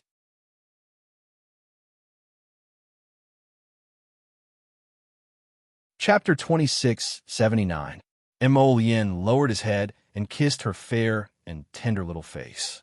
It's all right, hubby doesn't mind. Hey, Jojo dislikes you. Sir Jojo glanced at him and harumphed. Yin let go of her in amusement, allowing her to jump off the bed and hurriedly wash up. After the time it takes to burn a stick of incense, the two happily held hands and prepared to leave. Then Mu Xingqian, this super big candle, suddenly appeared in front of them. What are you doing here? His Highness the Crown Prince stared at his brother-in-law in displeasure. Can't you be a little discerning? Can you not disturb the couple's two-person world? I'll go with you. Mu Xingqian made the final decision, not giving Prince Imo any leeway to refuse. The Crown Prince was simply stunned. He had a very bad premonition. This brother-in-law jumped out. Could it be that he wanted to compete with this Crown Prince for favor? From the looks of it, something wasn't right. Prince Mo's handsome face was taut as he said indifferently, "The carriage isn't big. It can't fit all of us. If you know what's good for you, then don't follow us." "It's all right. I'll just follow your carriage." Prince Imo. Arbor was expressionless. She didn't look at the two men's childlike undercurrent and directly walked out of the door with small steps. With a stoic face, she shouted, "Hurry up." Kaixio lowered her head and inexplicably twitched the corner of her mouth. She hurriedly skipped out with the little crown princess. Kaichi was even more overjoyed. It wasn't easy for them to have a chance to go out, and the little crown princess was willing to bring them along. She was simply overjoyed. The two of them had truly received quite a bit of compensation from Madame Wu yesterday. Their admiration for the young crown prince consort was truly like a torrential river that would never cease. The two of them got on the carriage and opened the curtain to take a look. Sure enough, they saw Mu Xingqian riding a spirit stallion and following behind. Kaixio, Kaichi, and the rest of the entourage were also following behind in a carriage. The two carriages, along with a few spirit stallions, left the Mu residence's main gate and headed towards Changle Street. Yin seemed to have sensed something. She stretched out a finger to pull open a corner of the curtain. Her eyes coldly glanced at the corner of the street, and then she lowered the curtain. Suddenly, a hunchbacked man walked out from the corner. His whole body was cold, and his head was covered in cold sweat. Just now, the gaze that he shot over was really abnormally sharp. He had a feeling that he had been seen through in an instant. That person took a deep breath and turned to look at Xiao Yingchun, whose eyes were wide open and filled with hatred. Slap! Without the slightest hesitation, a slap landed on her cheek. "Bitch, are you trying to cause trouble for our jade tripod market? You're just a lowly slave. What kind of relationship do you have with a big family like the Mu family?" It's true, it's true. Xiao Yingchun was shocked. She knew that this hunchbacked elder was already suspicious, but she couldn't bear to see Arbor living a comfortable life. She was already so miserable, so how could this main culprit be able to live a carefree life? Even if she had to use her last breath, she would drag her down from above. It would be best if she ended up in the same state as her, falling into a pile of mud. But was that possible? Xiao Yingchun now felt especially helpless and panicked. With her status, she couldn't even get close to Arbor. "Come back with me." The old man wasn't a fool. He saw many things in Xiao Yingchun's eyes, and his suspicions about her deepened. This woman probably wanted to drag their jade tripod market down with her, because she couldn't take revenge on others.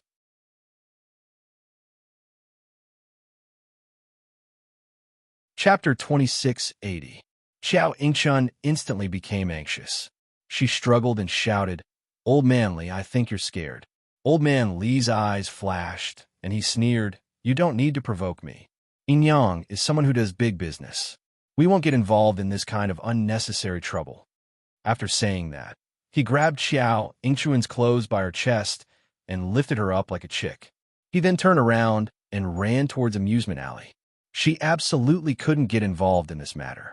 Otherwise, there would be endless trouble. Not a single word this bitch said was true. How could she make decisions for her own sister? Don't be ridiculous. The carriage came from the Mu residence. What did the young miss of a large aristocratic family have to do with her? How could she make decisions? Ha! Xiao Yingchun struggled and shouted, Old Man Li, you have to believe me about this matter today. That girl in the carriage just now is indeed my sister. I slapped. A slap blocked Xiao Yingchun's mouth. Old Man Li carried her back to Amusement Alley with a vicious expression and threw her in front of Sun Yang's middle-aged Yinyang. After the matter was explained, Yinyang was silent for a long time. Then she said to Old Man Li, Throw her into the pink house. I don't want to see this woman again in the future. Yes. The old man cupped his hands and picked up Xiao Yingchun, who was struggling on the verge of death. Xiao Yingchun screamed with a face full of panic. No, no.